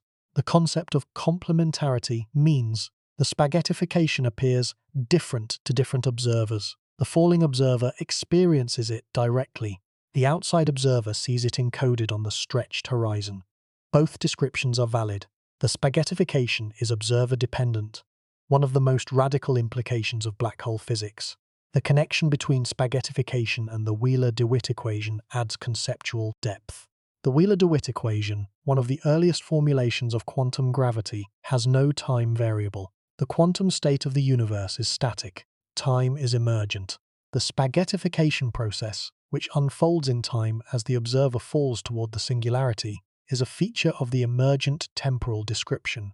At the fundamental level, the timeless level, there may be no process at all. The spaghettification may be a temporal projection of a timeless quantum state. The concept of the Planck star provides the most concrete resolution. The singularity is replaced by a compact object at the Planck density. The tidal forces at the surface of the Planck star are enormous but finite. The spaghettification reaches its quantum maximum at the Planck density and then either halts or reverses through a quantum bounce. The matter that was spaghettified is not destroyed. It is processed through the Planck scale transition and eventually re-emerges through the white hole transition. The connection between spaghettification and the concept of information as a physical quantity adds informational depth. Information, in the physicist's sense, is the complete specification of the quantum state. The spaghettification of matter near a black hole does not destroy this information. It scrambles it, redistributes it, transforms it from organized low-entropy configurations to scrambled high-entropy configurations. The tidal forces are the mechanical engine of this informational transformation. The Hayden-Preskill protocol shows that information can be recovered from the Hawking radiation after one scrambling time. The spaghettification that scrambled the information is not permanent. The scrambling is reversible, at least in principle. The information survives. The structures do not. The Bekenstein-Hawking entropy formula provides the quantitative framework for understanding the informational consequences of spaghettification. The entropy of a solar mass black hole is roughly 10 to the power of 77. When matter falls in and is spaghettified, its information is distributed across these microstates.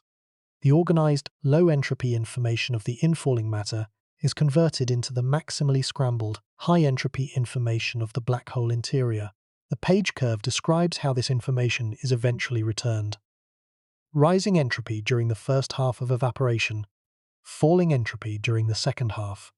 The island formula reproduces this curve through a gravitational calculation. The information that was scrambled during spaghettification is not permanently lost. It is transferred to the Hawking radiation through the quantum extremal island mechanism. The Margulis-Levitin theorem sets the maximum rate of quantum evolution.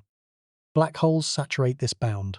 The spaghettification scrambles information at the absolute physical maximum. No process, real or theoretical, can scramble faster. The spaghettification you cannot escape is the fastest information transformation in nature. The concept of emergent spacetime transforms the interpretation of spaghettification at the deepest level. If spacetime is emergent, the tidal forces are emergent. The stretching and compression are emergent. The spaghettification is a macroscopic manifestation of quantum information dynamics at the Planck scale. At the fundamental level, there are no tidal forces. There are quantum correlations whose geometric projection produces the appearance of tidal forces. The infinite spaghettification at the singularity is where the projection fails. The page curve describes the informational life cycle of the spaghettified matter. Rising entropy during the first half of evaporation, falling entropy during the second half. The island formula reproduces this curve. The information that was scrambled during spaghettification is gradually returned through the Hawking radiation. The concept of the Ryu-Takayanagi formula connects the information scrambled during spaghettification to the geometry of the interior. The entanglement entropy of a boundary region equals the area of the minimal bulk surface in Planck units. The curvature that produces tidal forces is encoded in this entanglement structure. The spaghettification is the geometric manifestation of the entanglement dynamics. The quantum extremal surface formula, a quantum generalization of Ryu-Takayanagi, includes quantum corrections and leads to the island formula. The islands, regions of the interior that belong informationally to the radiation, grow during evaporation. The spaghettified information is transferred through the island mechanism. The mechanical disruption and the informational transfer are aspects of the same quantum dynamics. The concept of replica wormholes, saddle points of the gravitational path integral, provides the mathematical mechanism that ensures unitarity. Without replica wormholes, the gravitational calculation gives the wrong answer. With them, the correct unitary answer. The information scrambled by spaghettification is preserved by the replica wormhole contribution to the path integral. The deeper truth is that spaghettification is the universe's most extreme information processor. It takes organized matter and converts it into maximally scrambled quantum information at the maximum possible rate. The tidal forces are the engine. The Planck scale is the resolution limit, and the information survives, preserved by the laws of quantum mechanics, returned through the Hawking radiation over timescales that dwarf the age of the cosmos. The connection between spaghettification and consciousness is speculative but unavoidable. A conscious observer falling into a supermassive black hole would experience spaghettification in real time. Their body would be stretched and compressed. Their thoughts would continue as long as neural function persisted. At some point, the tidal forces would disrupt the neural structures that support consciousness. The spaghettification would end conscious experience. But the information that constituted the consciousness would be preserved, scrambled across the black hole's microstates, and eventually returned through the Hawking radiation. The Bekenstein bound sets the maximum information content. Black holes saturate it. The Margulis-Levitin theorem sets the maximum processing speed. Black holes saturate it. The spaghettification converts organized matter into maximally scrambled information at the maximum possible rate. The process is the most extreme information transformation that the laws of physics permit.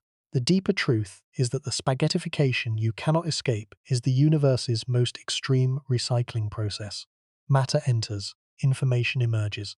The process is governed by the most extreme tidal forces, the fastest scrambling dynamics, the maximum entropy production, and it is inescapable because the geometry of space-time inside the event horizon directs every possible path towards the singularity, and the singularity is where the tidal forces reach their quantum limit. The error-correcting structure of holographic spacetime, discovered by Daniel Harlow and collaborators, adds another layer. The bulk spacetime, including its curvature and its tidal forces, is encoded in the boundary through a quantum error-correcting code. Away from the singularity, the code is robust, and the tidal forces are well-defined and finite. Near the singularity, the code degrades. The geometric description, including the tidal forces, becomes unreliable. At the singularity, the code has broken down completely. The tidal forces, as computed from the geometric description, are infinite. But the underlying quantum state, encoded on the boundary, is perfectly well defined. This means that the infinite spaghettification at the singularity is a failure of the geometric code, not a physical event. The matter that falls in is not destroyed by infinite tidal forces. It is processed by the quantum dynamics of the boundary, described in a language that does not involve tidal forces at all. The spaghettification is real at the geometric level, but the geometric level is emergent. At the fundamental level, the boundary level, the process is smooth, unitary, and finite. This is not science fiction. These are rigorous mathematical results within the ADS-CFT framework, confirmed by independent calculations, constrained by the information paradox, the firewall, and the thermodynamics of black holes.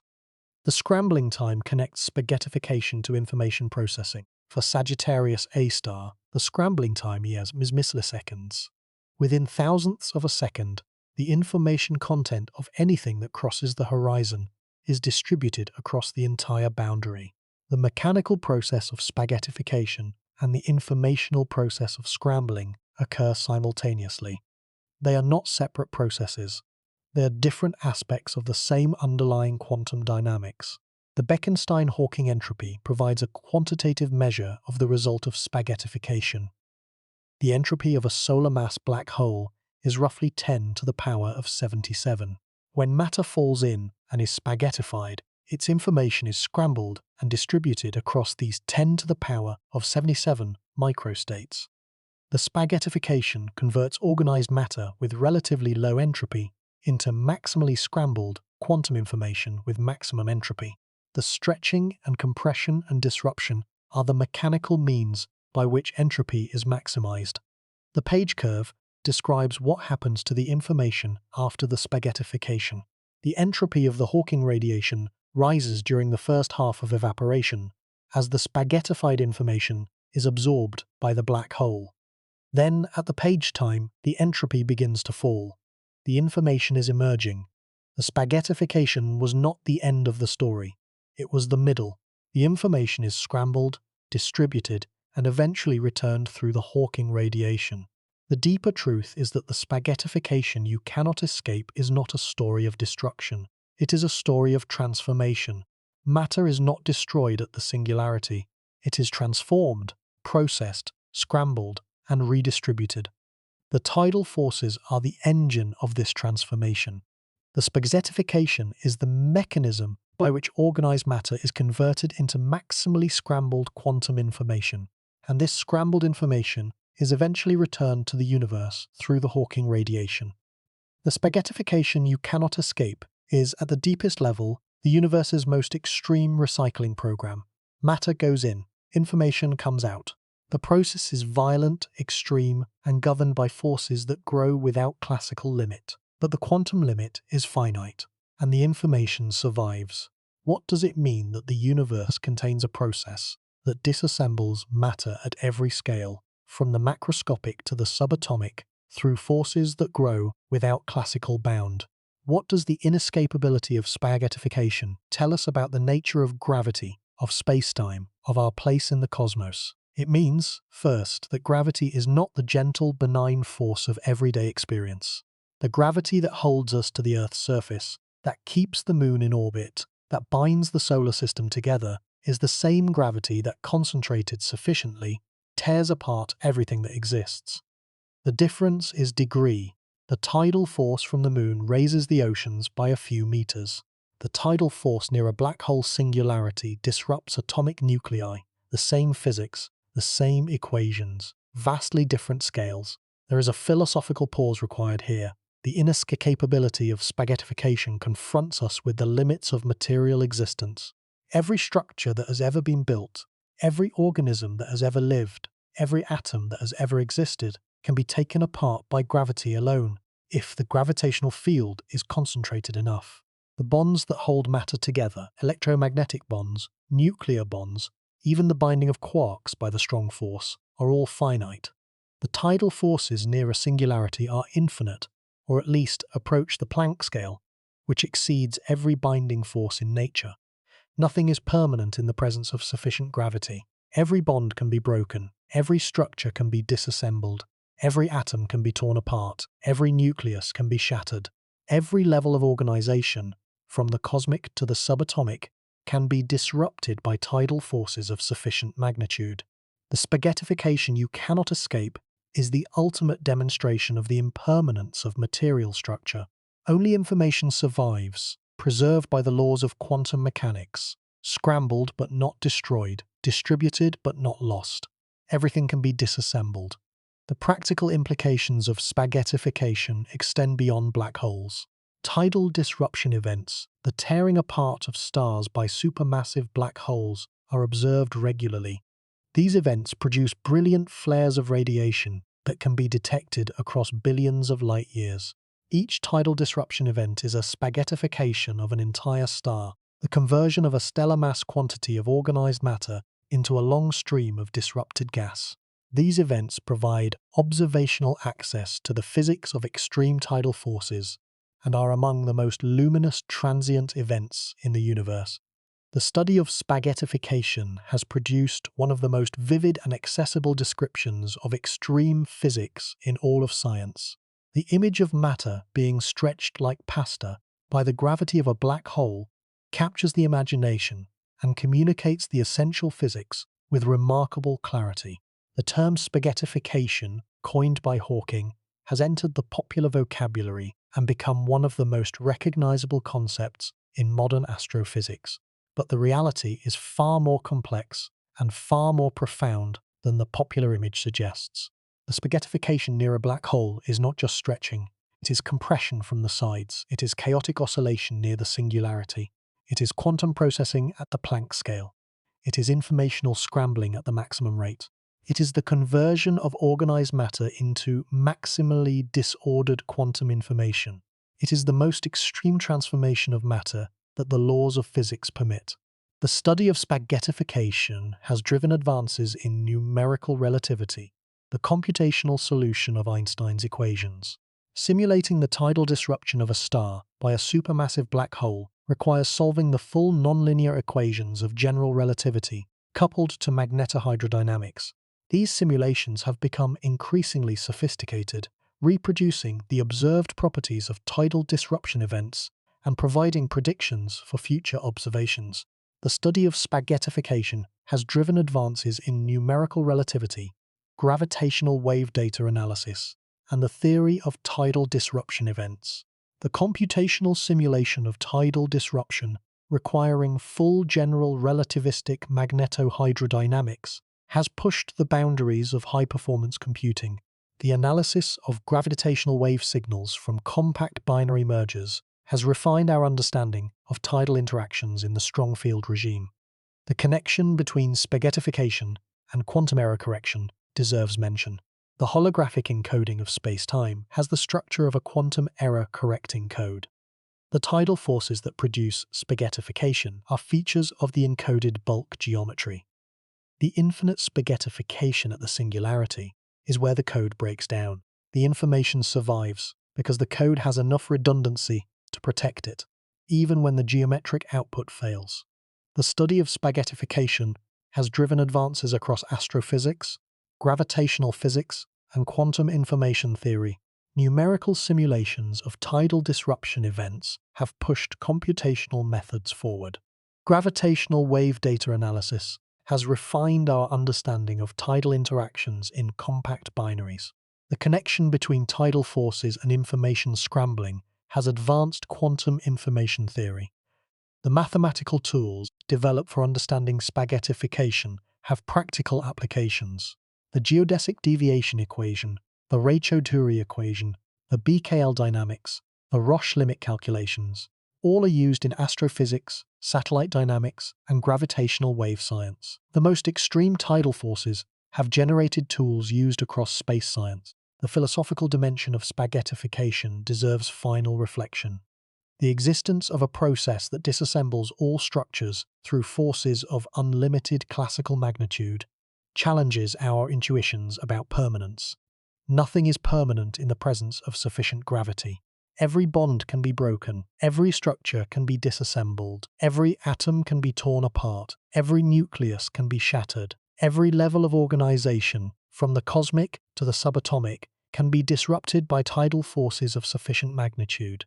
The spaghettification you cannot escape is the ultimate demonstration of the impermanence of material structure. Only information survives, preserved by the laws of quantum mechanics, scrambled but not destroyed, distributed but not lost. Every bond can be broken, every structure can be undone. The spaghettification you cannot escape is the ultimate expression of impermanence. The next generation of observations will advance our understanding of spaghettification across cosmic scales. The Vera Rubin Observatory will detect thousands of tidal disruption events per year. Each will provide data on the physics of stellar-scale spaghettification. Future gravitational wave detectors, including LISA, the Einstein Telescope, and Cosmic Explorer, will detect compact binary mergers with unprecedented precision, constraining the tidal forces in the strong field regime. The observation of tidal disruption events provides the most direct empirical window onto spaghettification. Dozens of events have been observed, each confirming the physics of extreme tidal forces at the stellar scale. The light curves, spectra, and temporal evolution of these events match the predictions of numerical simulations.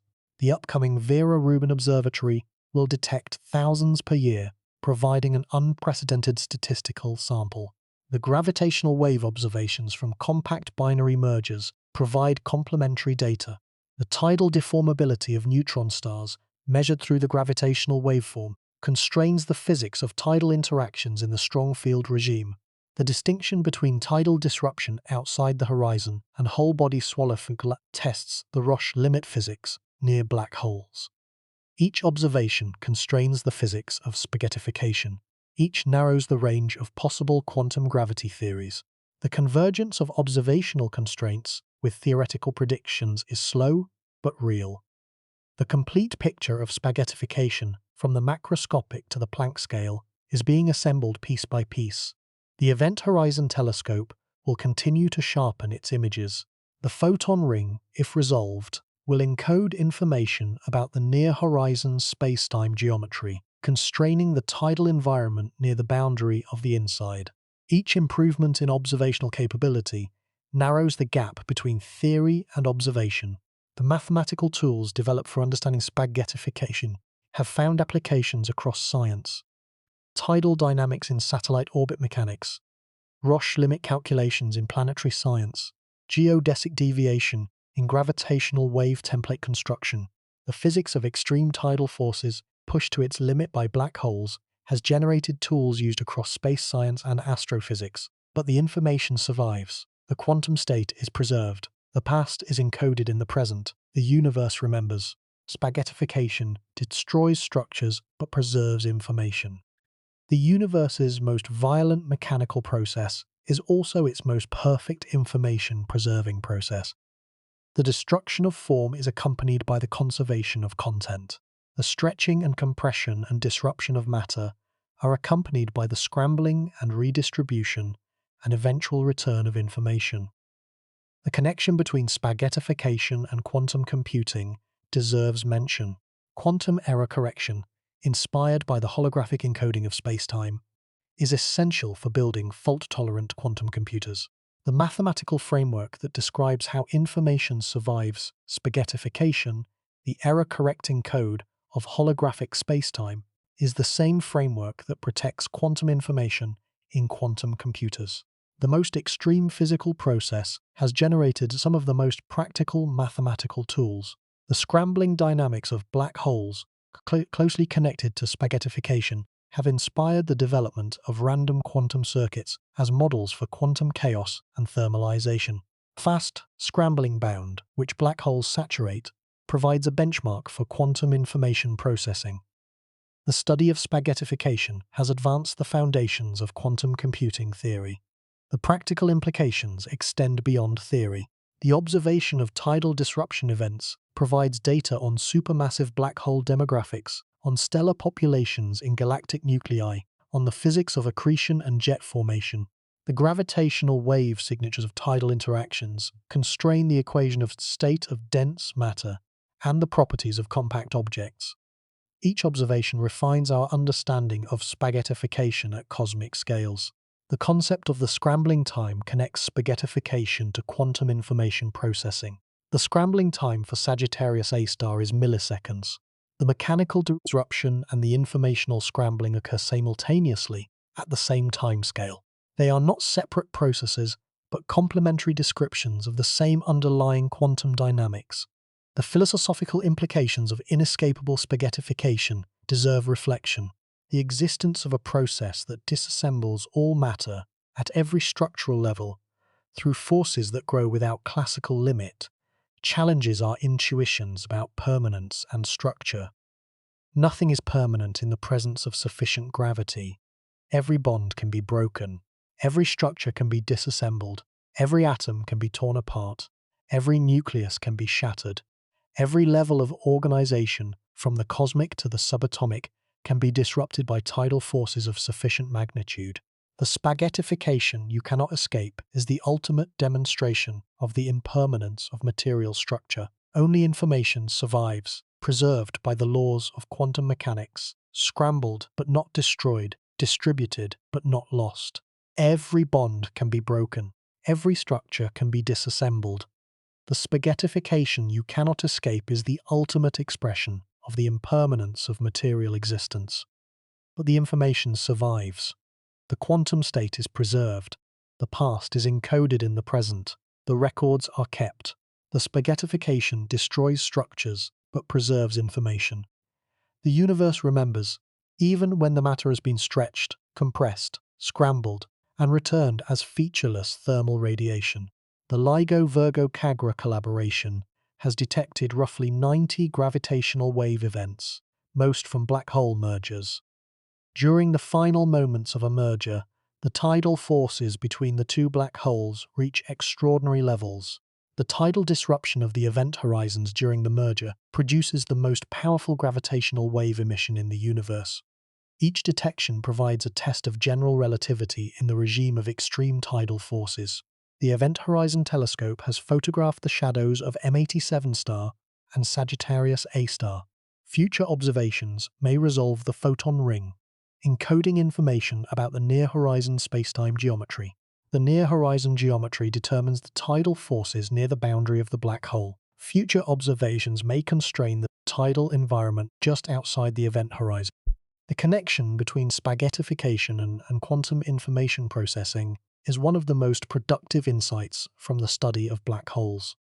The mechanical disruption of matter by tidal forces and the informational scrambling of quantum states are not separate processes. They are complementary descriptions of the same underlying dynamics. Understanding spaghettification requires understanding information processing, and vice versa. The study of spaghettification has contributed to the development of quantum error correction, scrambling dynamics, and the connection between entanglement and geometry. The observational study of tidal disruption events is advancing rapidly. Surveys like the Zwicky Transient Facility and the upcoming Vera Rubin Observatory are detecting increasing numbers of these events. Each detection provides data on the physics of extreme tidal forces, on the properties of the supermassive black holes that produce them, and on the behavior of matter under conditions that cannot be reproduced in any laboratory. The spaghettification you cannot escape is also a reminder of the scale of the universe. The forces that spaghettify a star are produced by objects, supermassive black holes, that contain the mass of millions to billions of suns, compressed within their Schwarzschild radii. The tidal forces that disrupt matter at the subatomic level are produced by the curvature of space-time at scales of 10 to the power of -35 meters. The physics of spaghettification spans the entire range of scales in the universe, from the largest objects to the smallest distances. The spaghettification you cannot escape is the universe's most extreme mechanical process. It is the consequence of gravity, the weakest of the four fundamental forces, concentrated to its ultimate intensity. It stretches, compresses, disrupts, and disassembles everything that encounters it, from stars to atoms to the fabric of space-time itself. And near the singularity of a black hole, it is inescapable, because the singularity is not a place in space but a moment in time, a future moment that cannot be avoided.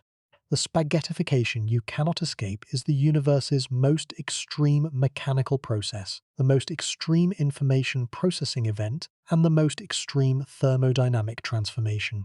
It connects the physics of ocean tides to the physics of quantum gravity, the Roche limit of Saturn's rings to the Planck density at the center of a black hole.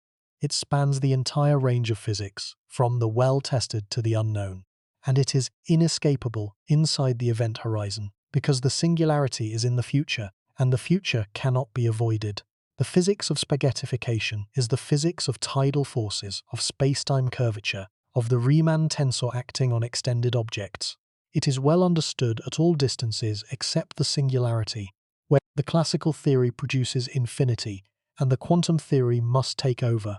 The quantum corrections, from string theory, loop quantum gravity, holographic duality, and other approaches all agree that the infinite spaghettification of the classical theory does not occur. The tidal forces reach a maximum at the Planck scale and are then resolved by quantum gravitational effects that we do not yet fully understand. The spaghettification you cannot escape is one of the most important phenomena in physics because it connects the macroscopic world of tidal forces to the microscopic world of quantum gravity. The tidal forces that stretch a star are described by general relativity. The quantum limit on those forces is described by quantum gravity. The transition between the two occurs at the Planck scale, the frontier of our understanding.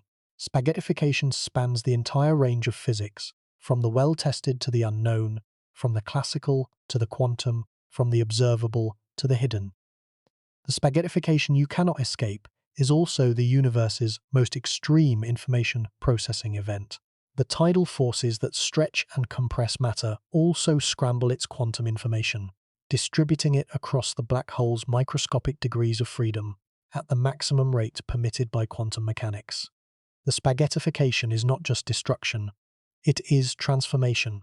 The matter is not destroyed, its information is preserved, scrambled, and eventually returned through the Hawking radiation. The inescapability of spaghettification is the inescapability of the future. Inside the event horizon, the singularity is a moment in time. Every path leads to it. Every delay hastens it. The most absolute prison in the universe is not a prison of walls but a prison of time. The spaghettification you cannot escape is the geometry of the future itself, bent inward by the most extreme curvature in the universe, closing every exit, sealing every escape, directing every path toward the same destination. The spaghettification has been there since the first black hole formed. It will be there long after the last star fades. It is the most persistent, most patient, most absolute process in the cosmos. And it is the most revealing, because at its extreme, where the tidal forces approach the Planck scale, the nature of spacetime itself is revealed. The spaghettification you cannot escape is the universe's most extreme interrogation of the fabric of reality, stretching and compressing space-time until it confesses its deepest secrets. Every revolution in physics has been driven by the study of extreme conditions. Quantum mechanics was born from the study of blackbody radiation at extreme temperatures. Special relativity was born from the study of electromagnetism at extreme velocities. General relativity was born from the study of gravity at extreme masses. The study of spaghettification at extreme tidal forces is driving the next revolution, quantum gravity. The tidal forces near a black hole singularity are the most extreme mechanical forces in the universe. Understanding them requires understanding gravity at the quantum level. The infinite spaghettification of classical general relativity is the clearest signal that classical physics has reached its limit.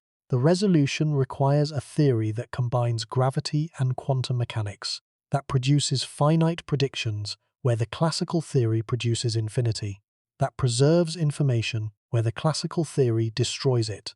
The theory of quantum gravity, when it is finally written, will describe what happens at the end of spaghettification. It will tell us what the tidal forces do at the Planck scale, whether they reverse in a quantum bounce, whether they terminate at a fuzzball surface, whether they dissolve in a holographic projection, whether they are limited by a running coupling. Now, the answer will come from one of these proposals, or from something entirely unexpected. The resolution will have implications far beyond spaghettification. It will provide the mathematical language for extreme tidal forces at all scales. It will connect the physics of tidal disruption events to the physics of the Planck scale. It will reveal the quantum nature of spacetime curvature, the fundamental entity that produces tidal forces. And it will tell us what happens to matter, to information, to structure, at the most extreme conditions the universe can produce. The resolution of the spaghettification problem is one of the central goals of quantum gravity. The theory must describe what happens when tidal forces reach the Planck scale, whether the forces reverse, as loop quantum gravity predicts, whether they terminate at a fuzzball surface, as string theory predicts, whether they dissolve in a holographic projection, as AD-SCFT predicts, The answer will come from the theory that successfully unifies gravity and quantum mechanics. The spaghettification you cannot escape has been driving physics forward since the first understanding of tidal forces. It will continue to drive physics forward until the theory of quantum gravity reveals what lies at the end of the stretching. And the answer, when it comes, will be one of the most extraordinary discoveries in the history of science. It will tell us what happens at the end of spaghettification, what the tidal forces do at the Planck scale, how information survives the most extreme mechanical disruption, how matter is transformed, processed, and eventually returned. The spaghettification you cannot escape is the question. The theory of quantum gravity is the answer. And the answer is being assembled, piece by piece, constraint by constraint, insight by insight, by the most creative minds in the history of science. The spaghettification you cannot escape has been studied since the earliest days of black hole physics. It will continue to be studied until the theory of quantum gravity reveals its ultimate nature, the tidal forces that stretch and compress matter, that scramble information, that drive the arrow of time, that power the most energetic phenomena in the cosmos, are the physical manifestation of space-time curvature at its most extreme. Understanding them at every scale, from the stellar to the Planck, is one of the central goals of modern physics. The theory is coming. The convergence of independent approaches provides confidence. The constraints from information preservation, thermodynamics, and observation are tightening. The mathematical tools are becoming more refined. The answer to what happens at the end of spaghettification, at the point where tidal forces reach the Planck scale, is being assembled piece by piece. The spaghettification you cannot escape has been driving physics forward since Schwarzschild found his solution in 1916. It will continue to drive physics forward until the theory of quantum gravity is written. And when that theory is written, the spaghettification will not end. It will be understood. The forces will be finite. The information will be preserved. And the most extreme mechanical process in the universe will be revealed as the most extreme quantum information process, transforming matter into information at the absolute limits of physics. The secrets are beginning to emerge.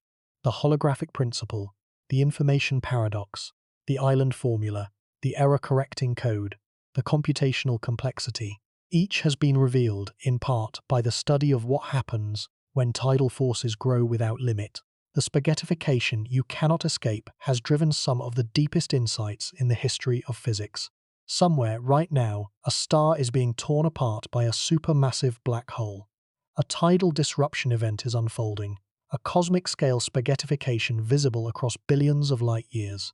The star is being stretched into a long stream of gas, heated to millions of degrees, spiraling around the black hole in a brilliant flare. The process has happened countless times across cosmic history. It will happen countless more times. The spaghettification you cannot escape is one of the most common processes in the cosmos, repeated at the center of nearly every galaxy, driven by the same physics that raises the tides on Earth, taken to its most extreme conclusion by the most extreme objects in the universe. The spaghettification you cannot escape is a story about gravity, about space-time, about the curvature of the universe, about the limits of material existence, about the transformation of matter into information, about the deepest secrets of reality, revealed by the most extreme forces nature can produce. The tidal forces that raise the oceans and the tidal forces that disassemble atoms are the same physics, operating at incomprehensibly different scales, governed by the same equations, described by the same curvature tensor, produced by the same geometric structure of space-time. And at the center of every black hole, these forces reach their quantum limit, the Planck curvature, where the classical description fails and the quantum description must take over. The spaghettification you cannot escape is the bridge between the familiar and the unknown, between the tested and the untested, between the classical and the quantum. And at the far end of that bridge, the deepest physics awaits. And at the end of the spaghettification, at the point where the tidal forces reach the Planck scale and the classical theory breaks, the deepest physics waits.